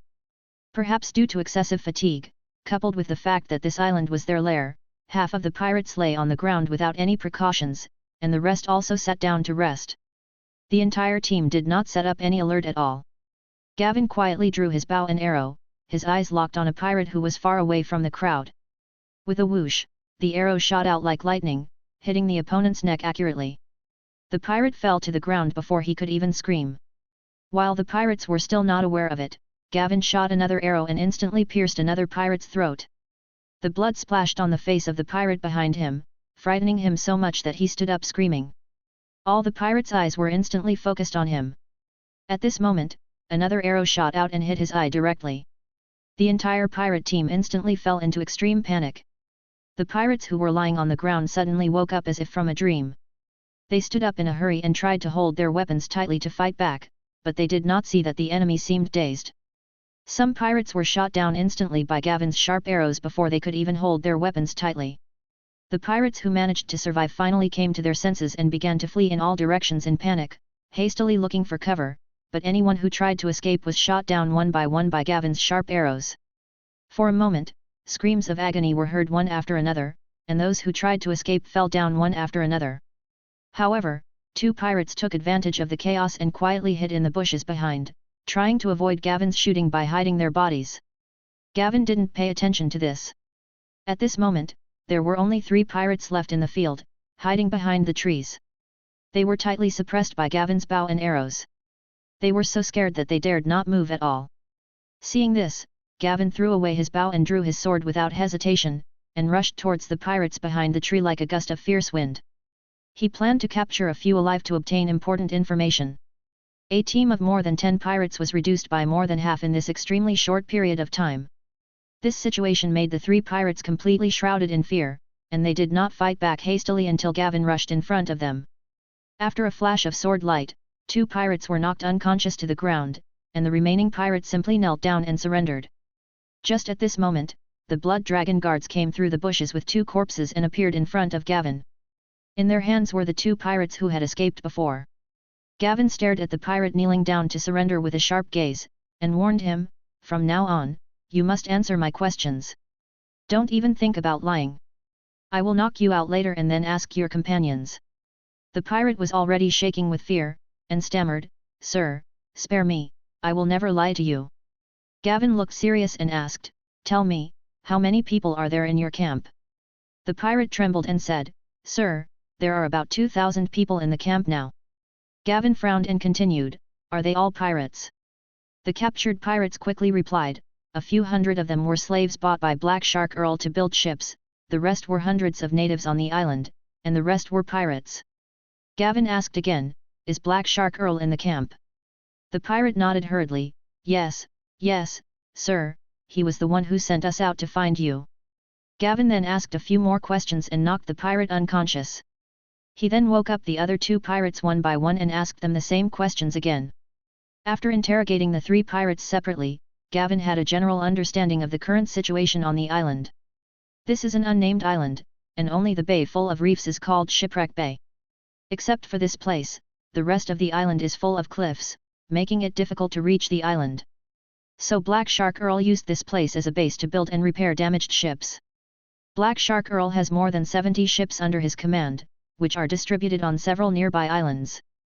However, there are only more than 10 pirate ships that can move in the entire Shipwreck Bay camp, and the rest are merchant ships that have been recaptured during this period and some damaged ships. Black Shark Earl intends to transform those ships to make up for the consumption caused by the recent conflict with the Dornish. There were about 1,000 pirates in the camp as well. American Samoa more than 300 slaves purchased from Slave Bay by Black Shark Earl for shipbuilding. In addition, there were some indigenous residents of the island serving the pirates. After having a general understanding of the situation on the island, Gavin planned to create Blood Dragon guards to enhance his strength. Considering that this pirate team was discovered missing, it might take a whole day for the other party to send out troops to search for them, and he could definitely make 2 within this time. Chapter 34. Counterattack. After making the decision, Gavin planned to create it on the spot. He took a quick look and selected 2 tall corpses.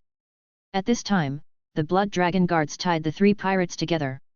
Gavin quickly took out the ritual materials prepared in advance and prepared the Blood Witch puppet ceremony. Just like that, in the horrified eyes of the 3 pirate captives, a horrific scene occurred. A corpse that had been dead for a long time stood up. It lasted until the evening, and Gavin finally made 2 Blood Dragon guards.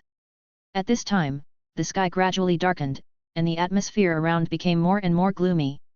The 2 newly acquired Blood Dragon guards stood there quietly, as if waiting for Gavin's orders. The 3 tied pirates were almost collapsed by fear, and their eyes were full of despair. Gavin was exhausted after making 2 consecutive ones. It was not because of the mental and physical exhaustion, but because each one he made consumed a large amount of his own blood. It would probably take at least 2 days for his body to fully recover. Considering this situation, the corpse on the ground obviously couldn't wait for him to make it again. Following Gavin's order, the 3 blood dragon guards immediately knocked out the captured pirates, each carrying a prisoner, and quickly left, following Gavin and quickly disappearing into the night.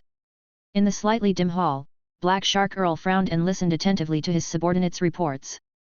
"Boss, that team hasn't returned yet and there's no news." Before they set off, they were responsible for searching the coast. One of the men lowered his head, his voice trembling with a little panic.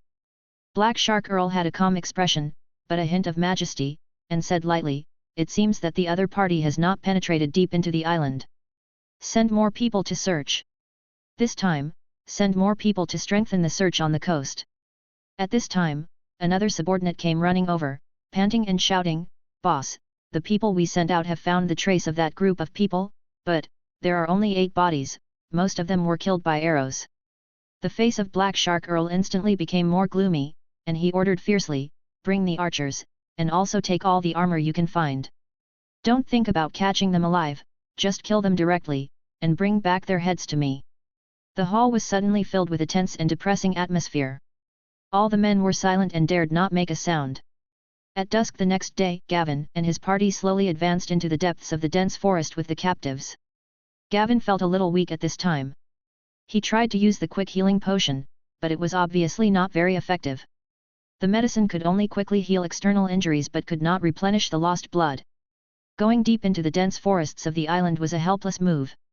Obviously, yesterday's action had increased the pirates' attention. Through the Blood Dragon Guard's reconnaissance, Gavin learned that the other side had dispatched more than 100 pirates this time, most of whom were wearing various protective gear and shields, and even found a few sets of full-body plate armor among them. Obviously, the other side knew his archery skills and responded quickly. Gavin knew very well that although he could deal with these pirates with his current strength, forcing a confrontation was not a wise move. It is better to avoid the attack, wait for yourself to recover a little, create 3 Blood Dragon Guards, and then counterattack. Moreover, he had fewer people, could move more flexibly, and had captives who were familiar with the island, which was undoubtedly a great advantage for him. During this period of time, Gavin led his team to hide in the dense forest, cleverly avoiding the pirates' repeated searches. Under his intimidation and inducement, the captives cooperated obediently and guided them to a more secluded place. When night fell, Gavin and his party finally found a safe cave to rest temporarily. 2 days later, the pirates were getting more and more crazy because they couldn't find Gavin. At this time, the pirates had completed a round of search along the entire coastline and began to send more people to conduct a carpet search deep inside the island. To this end, they doubled the number of people. At this time, Gavin, who was pale and weak, sat against the stone wall, looking at the 6 Blood Dragon Guards in front of him. He couldn't help but smile and thought to himself, "It's time to start fighting back."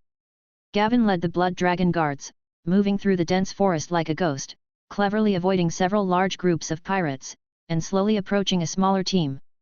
They held their breath and concentrated, their figures blending into the darkness like ghosts hidden in the dark night. Their cold eyes were fixed on the target, patiently waiting for the best time to attack. Deep in the jungle, a pirate team of 20 people was searching hard. "This damn forest, there are so many mosquitoes that they seem like they could eat people," complained a bearded pirate as he waved his arms to drive away the mosquitoes. "Who said it wasn't? I really don't know what the higher-ups were thinking, sending us to this damn place." A tall and thin pirate next to him echoed, his face full of annoyance.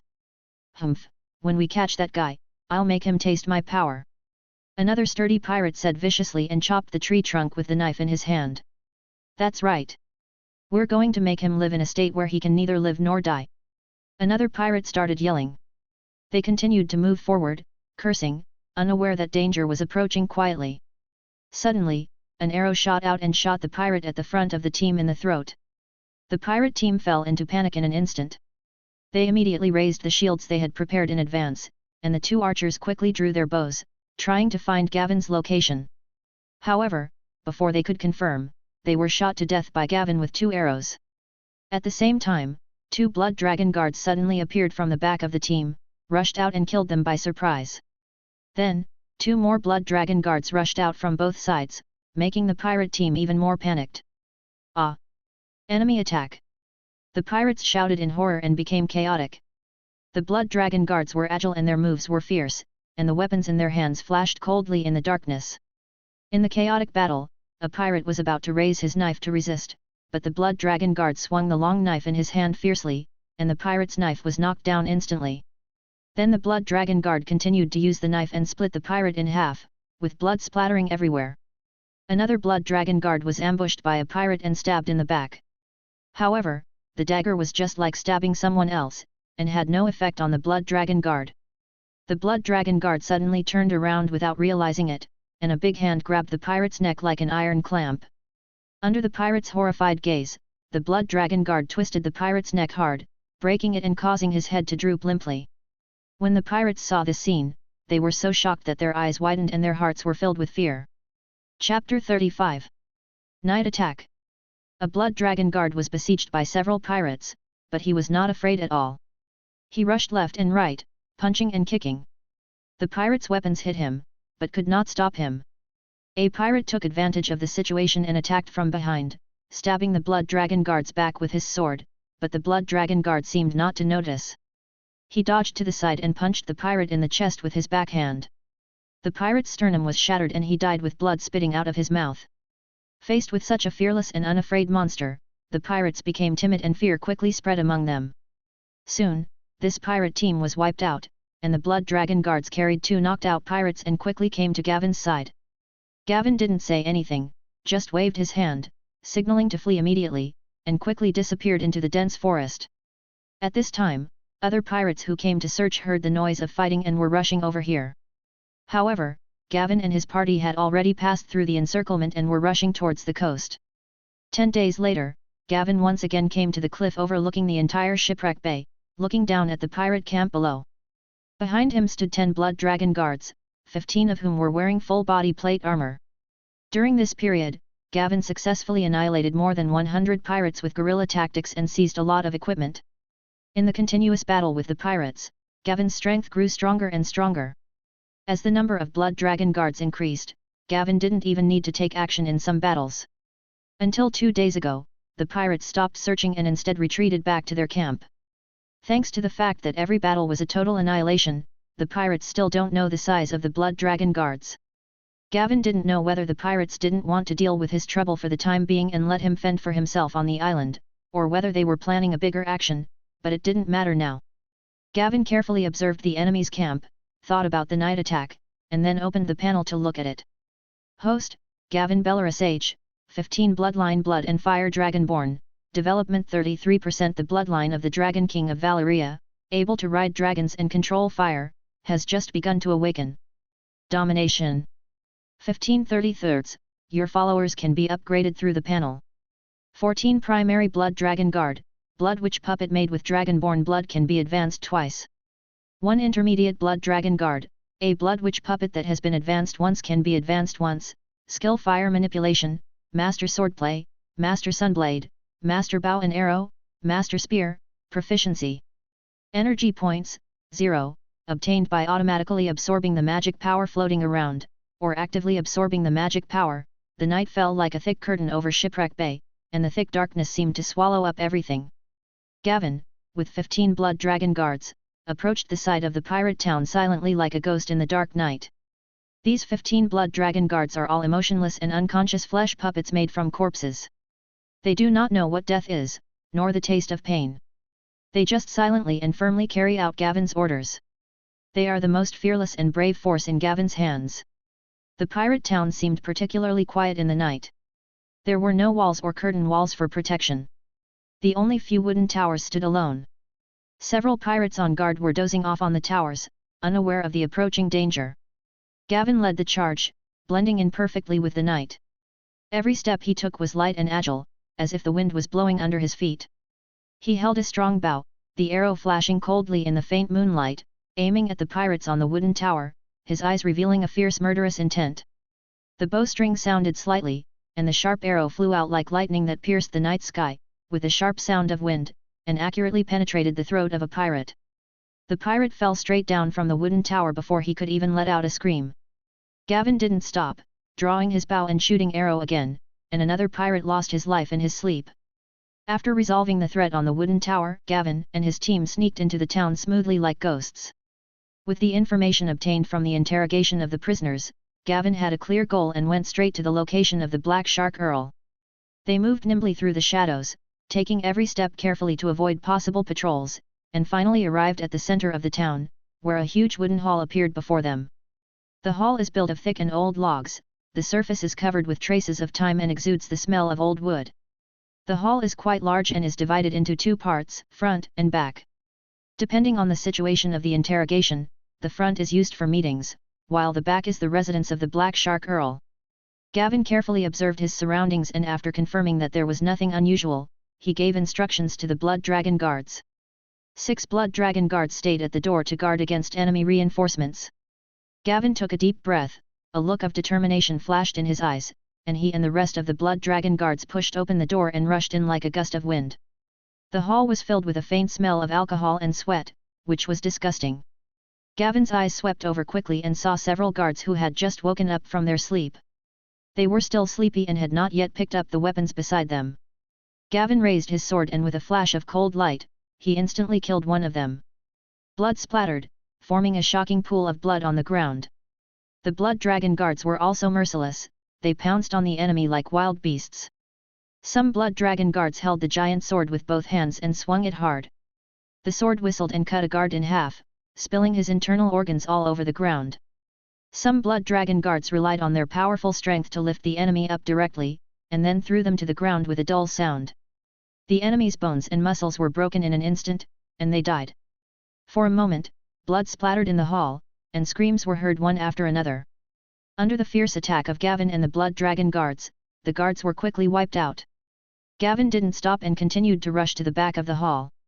The Blood Dragon Guard kicked open the door at the back and rushed in, followed closely by Gavin.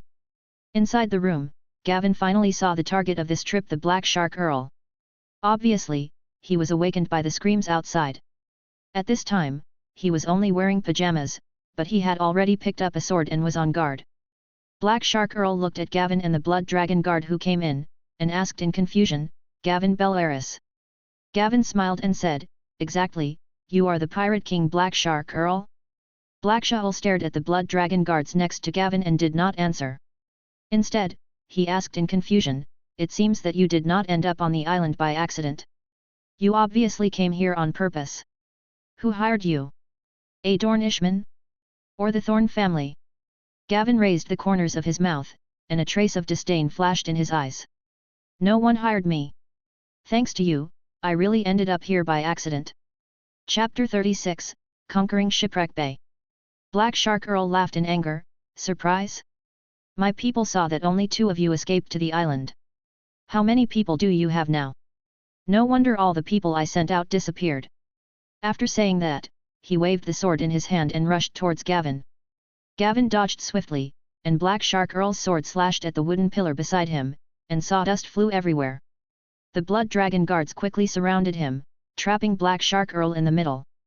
Black Shark Earl roared and waved the sword in his hand wildly, trying to break through the encirclement. Looking at the trapped Black Shark Earl, Gavin ordered calmly, "Knock him out, I want him alive." Upon hearing this, a Blood Dragon Guard raised his strong arm without hesitation and struck the Black Shark Earl on the back of the neck with the force of thunder. The Black Shark Earl only felt a black screen before his eyes, and then he lost consciousness and fell limply to the ground. Gavin walked forward, took a look at the unconscious Black Shark Earl, and said, "Take him away, we'll go to the front." The Blood Dragon Guards acted quickly, carried the Black Shark Earl, followed Gavin and evacuated the room in an orderly manner. At this time, the pirate camp outside fell into chaos. A team of patrolling pirates heard screams coming from the direction of the hall, and with terrified looks on their faces, they hurried towards the hall. At the entrance of the hall, the Blood Dragon Guards left behind by Gavin stood like sculptures, exuding a chilling aura. When the patrolling pirates hurried over with scimitars in hand, the Blood Dragon Guards instantly took action. A pirate took the lead, waving a scimitar and rushing towards the Blood Dragon Guard. The Blood Dragon Guard dodged sideways and punched the pirate in the abdomen. The pirate bent down in pain. The Blood Dragon Guard took the scimitar and swung it backhand, causing blood to spurt out of the pirate's neck. Seeing this, the other pirates roared and rushed forward. The Blood Dragon Guards immediately rushed forward and started a fierce fight with the pirates. The sound of metal colliding echoed in the night sky, and blood splattered, staining the ground red. The fierce fighting here attracted more pirates, who came with torches to illuminate the bloody battlefield. The newly arrived pirates joined the battle while shouting chaotic slogans. However, the Blood Dragon Guards were much more powerful than they had imagined. Despite the large number of pirates, they still had the upper hand and repelled and killed wave after wave of pirates. At this moment, Gavin came to the outside of the hall. There were no less than 100 pirates gathered here, and many pirates continued to gather here. Gavin used the flame blade without hesitation, and the sword in his hand instantly ignited with magical flames, which was particularly eye-catching in the night sky. Gavin, holding the flaming sword, quickly rushed towards the pirates in front of him, followed closely by the Blood Dragon Guards. The flaming sword was incredibly powerful, and with every swing, the pirates were cut in half, along with their weapons. Gavin also slashed out blazing waves of flames from time to time, and the waves formed by the flames instantly ignited the clothes of more than a dozen pirates, who rolled and wailed in pain in the fire. Gavin and his group of Blood Dragon Guards moved like they were in an empty space. Wherever they went, blood splattered and flames shot up into the sky.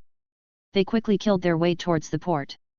When Gavin and his crew arrived at the port, some pirates were trying to board the ship. The Blood Dragon Guards quickly defended the port and prevented the pirates from escaping. After the interception, most of the pirates were unable to board the ship, only a few pirates managed to board a longship in advance. Gavin took the bow handed to him by the Blood Dragon Guard and aimed at the pirate longship. A flaming arrow appeared out of nowhere on the hard bow. Gavin let go and shot the arrow. There was a loud explosion, and a huge gap was blown out on the side of the longship. The sea water rushed into the ship crazily, and the ship began to slowly tilt. The pirates on the ship jumped off the ship and fled. Seeing Gavin's miraculous means, the pirates were filled with fear of unknown forces. Many pirates' legs softened and they knelt down, muttering to themselves, as if they were praying for the forgiveness of the gods. Gavin looked at the panicked pirates in front of him and scanned them. At this time, the Blood Dragon Guard holding the Black Shark Earl came over and slapped him to wake him up. Seeing their boss being captured, the pirates were even more terrified. The Black Shark Earl, who had just woken up, had no time to react before Gavin chopped off his head with a sword in front of all the pirates. The head of the Black Shark Earl rolled to the ground, and blood splattered everywhere. Then Gavin held the bloody sword and pointed it at all the pirates in front of him. Suddenly, a fierce flame burst out from the sword in his hand again. The blazing flames illuminated the pirates' terrified faces. Their eyes were filled with awe and fear of the unknown power. This horrifying scene made more pirates unable to bear the pressure and they all knelt down. Gavin said loudly, "As long as you kneel down to me and obey my orders from now on, I can spare your lives. Otherwise, anyone who does not kneel down will die today." The pirates were already frightened by the miracles and no longer had any desire to resist. They all knelt down and bowed their heads, expressing their willingness to surrender. 2 days later, in the cleaned hall, Gavin was studying the island map he had just obtained and listening to a report. "Sir, the statistics are complete. There are currently 1673 people on the island, 782 of whom are former pirates, 346 shipbuilding slaves, and the rest are indigenous residents of the island and some pirates' families. There are currently 11 longships, 3 large sailing warships, 2 longships under construction and 5 longships waiting to be repaired, and an ultra-large warship, the Black Shark, under construction." In the hall, Hassan reported to Gavin, who was sitting on the throne. Hassan was the captain of the Golden Fleece. After arriving on the island, Hassan was imprisoned in a dungeon by pirates. The dark days tortured him physically and mentally. Until one day, Gavin rescued him from the endless dark dungeon like a ray of light, and appointed him as the steward of Shipwreck Bay. Hassan, who regained his freedom, walked out of the dungeon and learned about Gavin's deeds after he came to the island. He heard that Gavin killed the Black Shark Earl in a nearly miraculous way, defeated and conquered the pirates in Shipwreck Bay. Hassan had seen Gavin's magic with his own eyes when he was on the ship before. Gavin's strength and mystery impressed him deeply. He secretly vowed to submit to Gavin wholeheartedly and serve him in return for his life-saving grace and kindness. At this time, Gavin was studying the island map in his hand. Without looking up, he asked directly, "How is the inventory of supplies going?" "Sir, the food reserves on the island are enough for everyone to use for a year. There are also a lot of daily necessities in stock, as well as a lot of large timbers for shipbuilding. In addition, the gold and silver found in the treasure house of the Black Shark Earl totaled 23 gold royals. In addition, there are some miscellaneous jewelry, gems, pearls, dragon bones and some handicrafts." Hassan reported respectfully. Please give me some recommendation votes, thank you here, and also thank the big brother who gave the reward. Chapter 37, The Dragon Egg Lost Its Vitality. Dragon Bones? How many are there? Take me to see them right away. Gavin excitedly threw down the map in his hand upon hearing about the existence of dragon bones, and pulled Hassan, eager to go and see them. Soon, in an underground treasure house, Gavin saw the dragon bones. This was a very well-preserved dragon bone, not the fragmented state that Gavin thought. Gavin made a quick visual estimate and found that the dragon's wingspan was probably 8 meters and its length was no less than 11 meters. It was obviously an adult dragon. For some reason, its dragon bones ended up in the treasure house of a pirate leader. Gavin placed his hand on the head of the dragon bone, feeling the magic contained in it. However, the result disappointed him. There was indeed magic inside, but it was not much for this huge dragon bone. It was estimated that absorbing all of it might bring him more than 10 points of energy. Gavin guessed that the amount of magic contained in the dragon bones was obviously affected by the dragon's size and strength when it was alive. The best one was undoubtedly the pendant made of Belarus's dragon bones in his hand. The magic power of other small dragon bones was naturally scarce. However, although it was a bit disappointing, this was undoubtedly the first time that Gavin had obtained such a huge potential energy point, which was also a considerable gain. Then, Gavin asked Hassan next to him, "Have you asked where this dragon bone came from?" Hassan immediately replied, "When I found it, I asked the pirates who were guarding here before. I heard that it was found on this island." After hearing the origin of the dragon bones, Gavin was very surprised. He didn't expect that there were dragon bones on this island, and a complete set at that. Doesn't this mean that a dragon once died here? Then he immediately asked Hassan to call the guard who had been questioned before, and Gavin questioned him in detail. It turned out that after the Black Shark Earl occupied Shipwreck Bay, the pirates explored the entire island. They found the dragon skeleton in a cave, and because the dragon skeleton was quite valuable, they brought it back intact. After hearing this, Gavin immediately asked the pirate to be his guide and take him to have a look. After marching for a whole day towards the depths of the island, Gavin and his team finally reached the cave where the dragon bones were found. As soon as they stepped into the cave, a damp and slightly decayed smell hit them. The cave was extremely spacious. Gavin carefully led everyone to explore this dark environment. Their footsteps echoed in the empty cave, and they were particularly clear. Gavin's eyes scanned the surroundings carefully, not missing any corner. Finally, he found a special place. In the narrow gap formed by two huge rocks, the material in the middle was completely different from the surrounding rocks. It was a dark red material with a slightly rough surface. It looked like a unique shape formed by high-temperature magma cooling and solidifying. Gavin immediately picked up the tools and began to dig hard, using all his strength every time. As he dug, the gravel rolled down, and finally, a grey dragon egg appeared in front of everyone. However, this dragon egg has become dull and its surface is covered with tiny cracks. It is obviously a dragon egg that has lost its vitality, and there is even no magic power inside the dragon egg. Looking at the dragon egg in his hand, Gavin felt a little disappointed, but he still carefully put it into the bag and planned to take it back.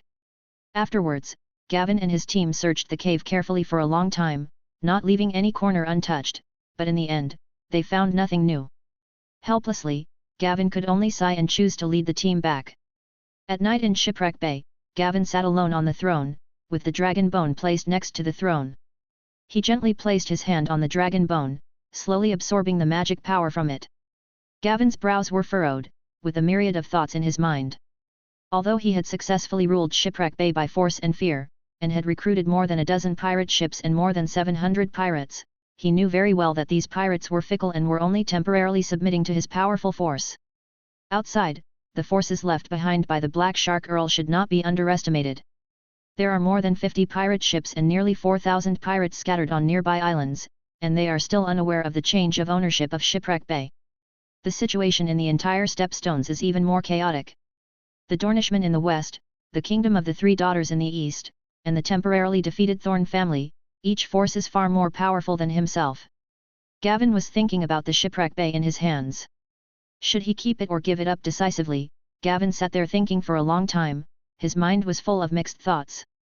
The situation in the Stone Steps Islands was in chaos. It seemed that anyone could become the king of the Stone Steps Islands as long as they had enough strength. In this case, it would be better to take it one step at a time. His eyes became firm, and he had a preliminary plan in mind. First, he had to reorganize the pirates under his rule, eliminate those who were undisciplined, and at the same time strengthen training to improve their combat effectiveness and discipline.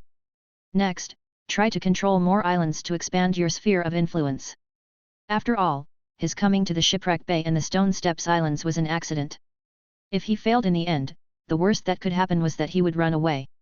After all, the Stone Steps Islands was a large piece of territory. As long as there was a glimmer of hope, it was worth fighting for. Maybe he could carve out a world of his own in this chaotic place. The next day, Gavin came to the large dock. As soon as he stepped in, the rich smell of wood and tung oil hit his nose. There are no free craftsmen here. All the workers are shipbuilding slaves purchased from Slave Bay. They are focused and perform their tasks skillfully. Gavin paid special attention to the flagship Black Shark that Earl had prepared for him. It was almost completed. It was an extremely magnificent wooden sailing ship, 80 meters long and 20 meters wide. There were 3 tall masts standing on the deck like giant pillars. The main mast is over 50 meters high, thick and straight, able to withstand huge wind forces. The hull is huge and sturdy, with smooth and graceful lines. At critical moments, oars can be extended from both sides of the hull to increase speed through human assistance, achieving coordinated propulsion of human and wind power. There are 8 crossbows neatly placed on the front and rear decks of the ship, like majestic guards, ready to spray angry flames at the enemy at any time, showing a powerful deterrent effect. Gavin called the slaves in charge of management and some highly skilled craftsmen slaves, and communicated with them to learn about the situation of the entire shipyard in detail. Gavin looked at the slave steward in front of him seriously and said, "Tell me about your living environment and accommodation conditions here." Chapter 38. Establishing Prestige. The slave manager quickly lowered his head, his body trembling slightly, and answered respectfully, "Sir, the place we live in is dark, damp and crowded. The food we eat is just rough and barely enough to sustain life." As he spoke, his eyes revealed a hint of helplessness and pleading. Gavin frowned slightly and said, "I will improve this situation for you. Now tell me, what kind of ships can you build?" The slave steward quickly stood up, folded his hands in front of him, and said respectfully, "Sir, we have a lot of experience. We can do our best to build small fishing boats, medium-sized cargo ships, and even large sailing ships like this giant ship as long as there are enough materials." Gavin nodded and continued, "What about the storage of wood? How many ships can be made?" The slave manager looked embarrassed. He bowed and said, "Sir, we still have enough wood, but I'm afraid it's only enough to build one more longship." As he spoke, he gestured with his hands to indicate the quantity. Gavin's face darkened and he said, "Isn't there plenty of wood? Why can we only build one ship?" The slave steward was terrified and hurriedly explained, "Sir, there are not many giant woods for making keels. The other wood can only be used to build some fishing boats at most." Gavin pondered for a moment and said, "I understand. I will find a way to solve the problem of wood. You must build it carefully and finish building this giant ship first."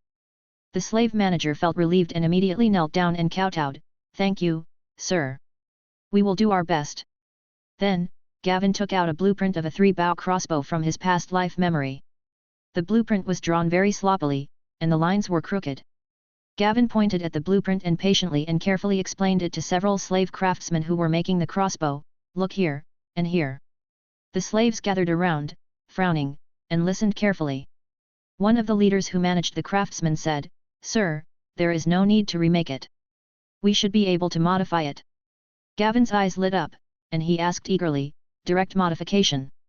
The chief craftsman nodded affirmatively, "Sir, it can indeed be modified, using the crossbow we made before." Gavin immediately gave a decisive order, "Okay, start building and testing the power of the bed crossbow immediately." He had a serious expression and a majestic look.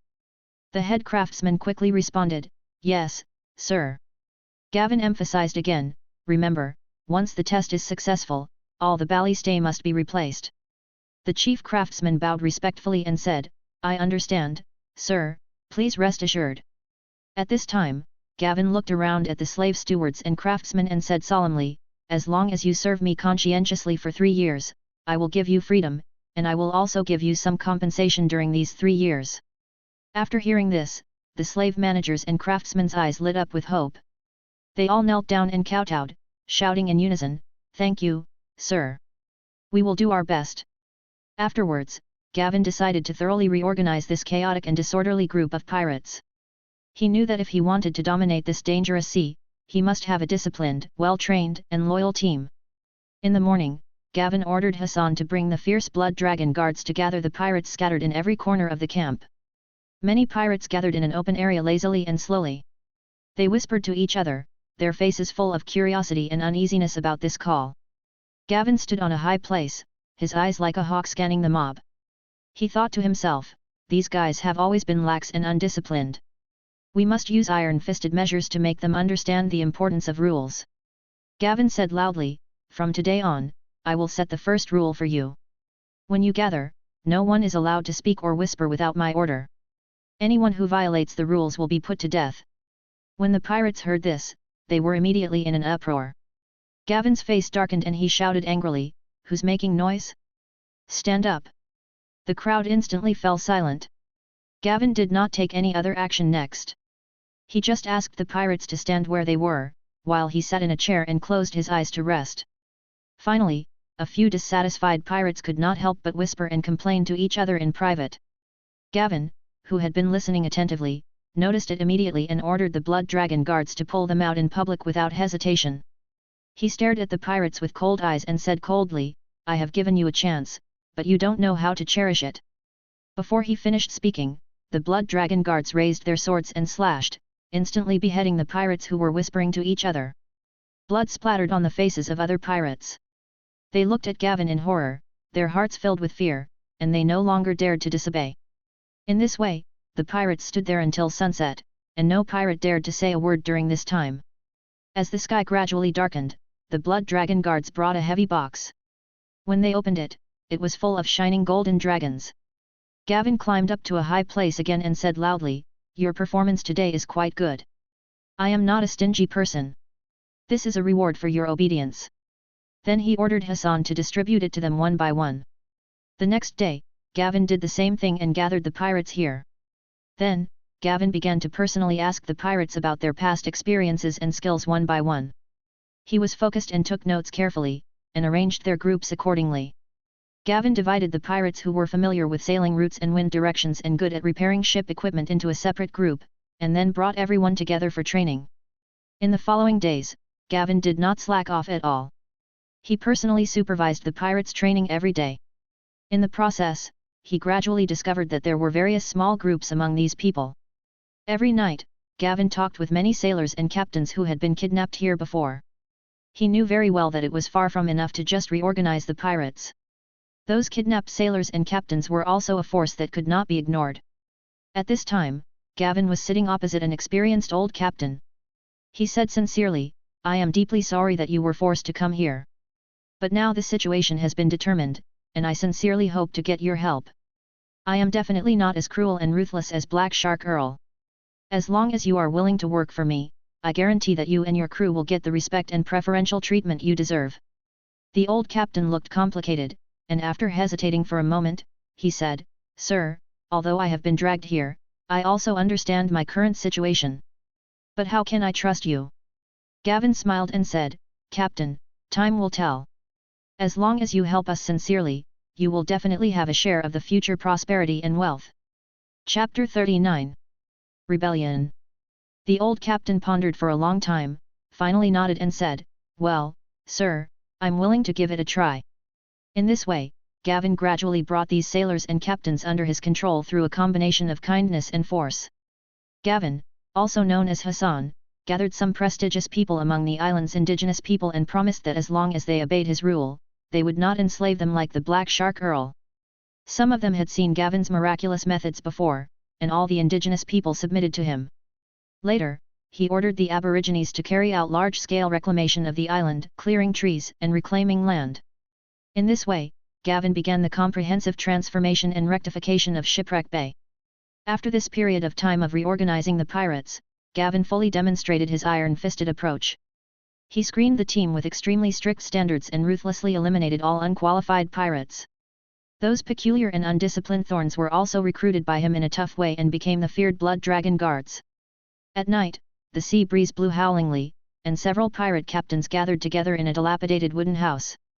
A bearded and sturdy pirate captain sat down on a chair and said angrily, "Gavin is too cruel. When we followed the boss, we lived a carefree life. It's not like now, where we are controlled by him in every way." A one-eyed pirate nearby echoed, "That's right. We can't live like this any longer. We have to think of a solution." Another tall and thin pirate said, "Why don't we rob a ship and escape? Get out of this damn place." At this time, a pirate with a scar on his face frowned and said, "Gavin tied all the ships together with ropes and placed them far away from the port. If we want to rob them, we have to swim a distance first. Moreover, the port is heavily guarded. The undead monsters under Gavin's command patrol the port day and night, which is really a headache." The pirate who first proposed to escape sneered, "Humph, I have observed that there are only 8 monsters over there at the port. Compared with the 20 sailors before, if we gather more people, we can kill them with random swords. There are still 2 merchant ships parked at the port. Let's rob the merchant ships first, and then drive towards the ships in the distance. In this way, we can drive away the 3 most valuable sailing warships. With the speed of the sailing warships, they can't catch up with us." When everyone heard this, their eyes lit up and they began to discuss the details. "Then we have to arrange our manpower and act at night.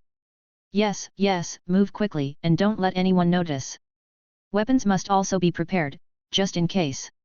While they were plotting, no one noticed that a pirate who followed the captain in the corner had a flickering look in his eyes and a gloomy expression.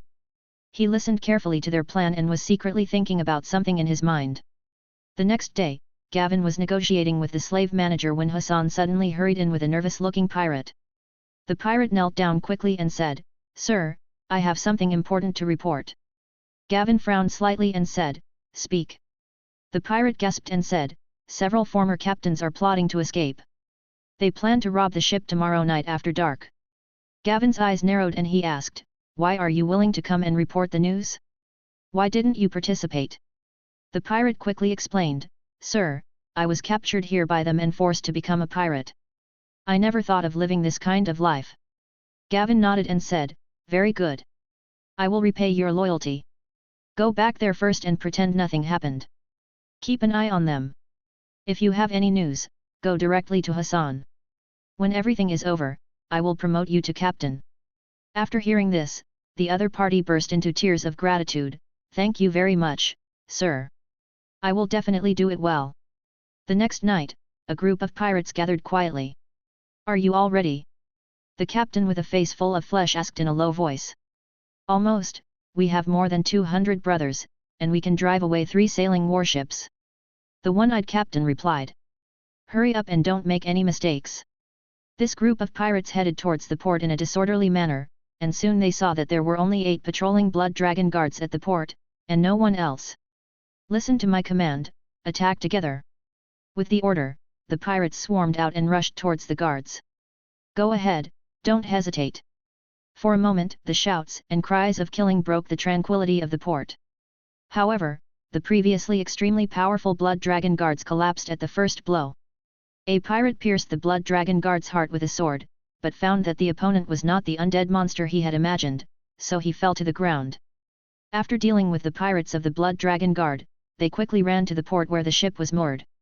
When they arrived at the port, they found that there was only one merchant ship left that had been docked at the port. "Damn, what's going on? Never mind, let's get on the boat first."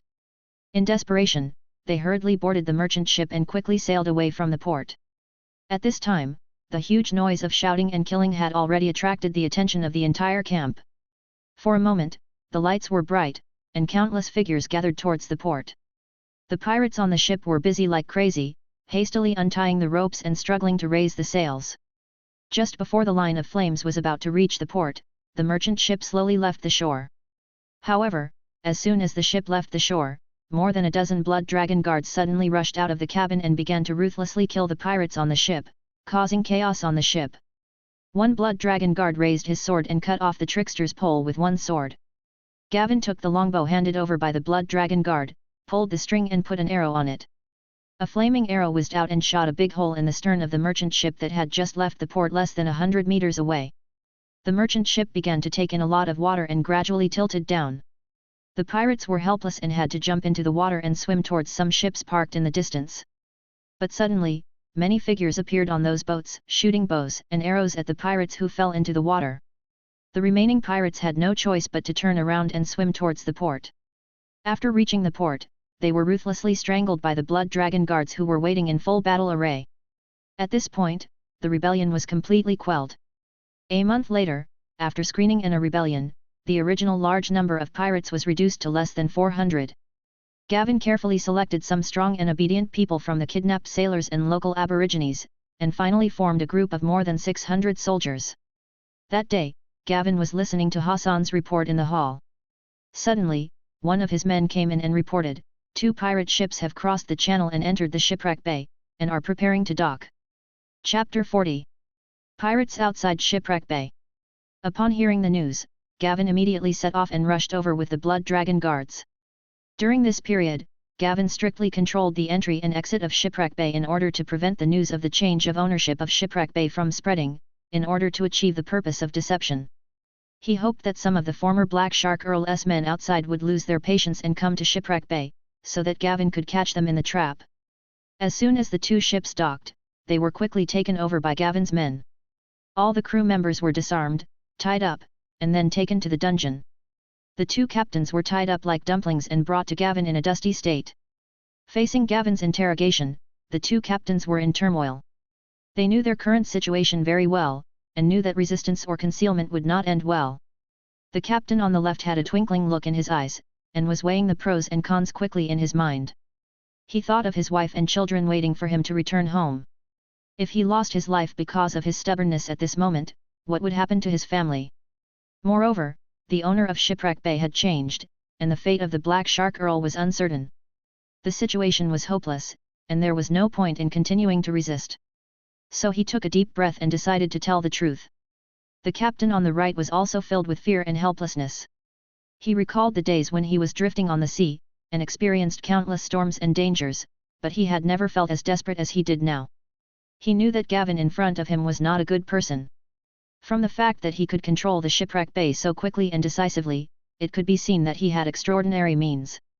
If he insisted on concealing it, not only would his life be in danger, but his brothers would also suffer. In these short yet long seconds, the 2 captains experienced a fierce struggle in their hearts. In the end, fear, helplessness, and the desire to survive prevailed. They looked at each other and saw the same decision in each other's eyes.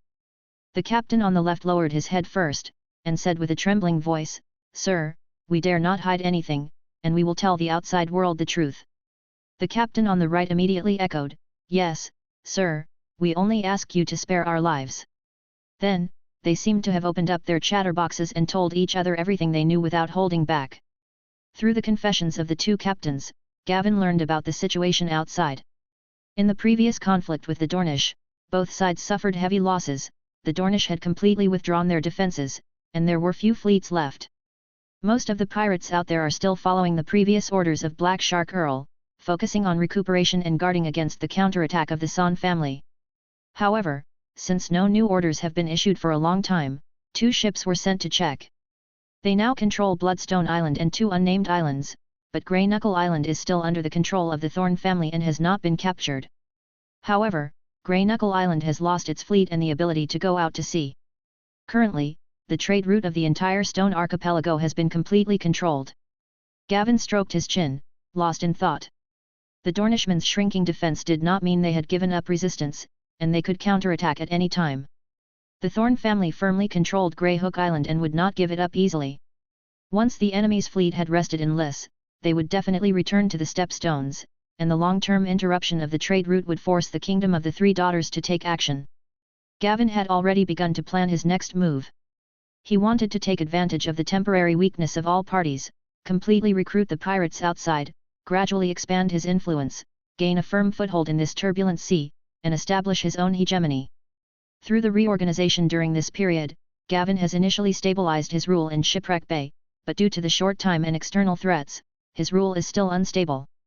As long as he can recruit and defeat the pirates scattered outside in the next action, he can completely replace the Black Shark Earl, consolidate his rule and control most of the Stone Steps Islands. Gavin, who has made up his mind, decides to take the initiative and take advantage of the information asymmetry to raid the pirate forces outside Shipwreck Bay. On an unnamed island, a bonfire was burning, reflecting the pirates' wild and unruly faces. Hook Todd and several of his pirate captains were reveling, and the air was filled with strong alcohol and vulgar laughter. Each of them held a prostitute from Rees in his arms, and they were flirting and behaving wildly. The clinking of glasses and the noisy shouting and cursing were intertwined, and the whole scene was chaotic and lively. Some people were drunk and staggering, others were arguing with their companions, their faces flushed. Suddenly, one of his men came running to report, "Boss, the 2 longships we sent out earlier have returned, and they are followed by 2 sailing warships and 5 longships, all flying your flag." After hearing this, Hook Todd's face changed, and he pushed the prostitute away and shouted, "Stop drinking." The noisy scene instantly quieted down, and the pirates looked at each other. Hook Todd stood up, straightened his clothes, and walked towards the seaside with his men to greet them. There are dozens of islands in the entire Stone Archipelago, but only 8 of them have fresh water. 4 of the 5 islands close to trade routes are controlled by the Black Shark Earl. This unnamed island is one of the 5 islands with fresh water on the trade route. As one of the most trusted deputies of Black Shark Earl, Iron Hook Todd is responsible for garrisoning here with 10 longships and 800 pirates. The wooden dock was simple and small. With 8 longboats docked at the moment, it was already crowded. After docking a sailing warship, there was almost no extra space. In the distance, Iron Hook Todd stood on the dock, waiting anxiously. The sailing ship slowly approached the port, and the crew quickly threw out heavy ropes. The sailors on the shore caught them and tied them tightly to the huge wooden stakes. The pedals were lowered from the side of the ship with a dull sound that blended with the sound of waves hitting the dock. Gavin led the Blood Dragon guards down from the boat. Seeing the newcomer, Iron Hook Todd was puzzled. He ran towards Gavin and asked with a smile, "This brother looks unfamiliar. Is he a new recruit of the boss?" Gavin responded, "No, I'm not. As for the boss you mentioned, you can decide for yourself." After that, the Blood Dragon guard handed a small wooden box to Hook Todd. Iron Hook Todd took the wooden box with doubts. When he slowly opened the wooden box, a pungent smell of lime hit him. The head of Black Shark Earl lay quietly in the box, his face was as pale as paper, and his skin was slightly mottled due to slight decay. The traces of lime were unevenly distributed on the head, making it look even more hideous and terrifying.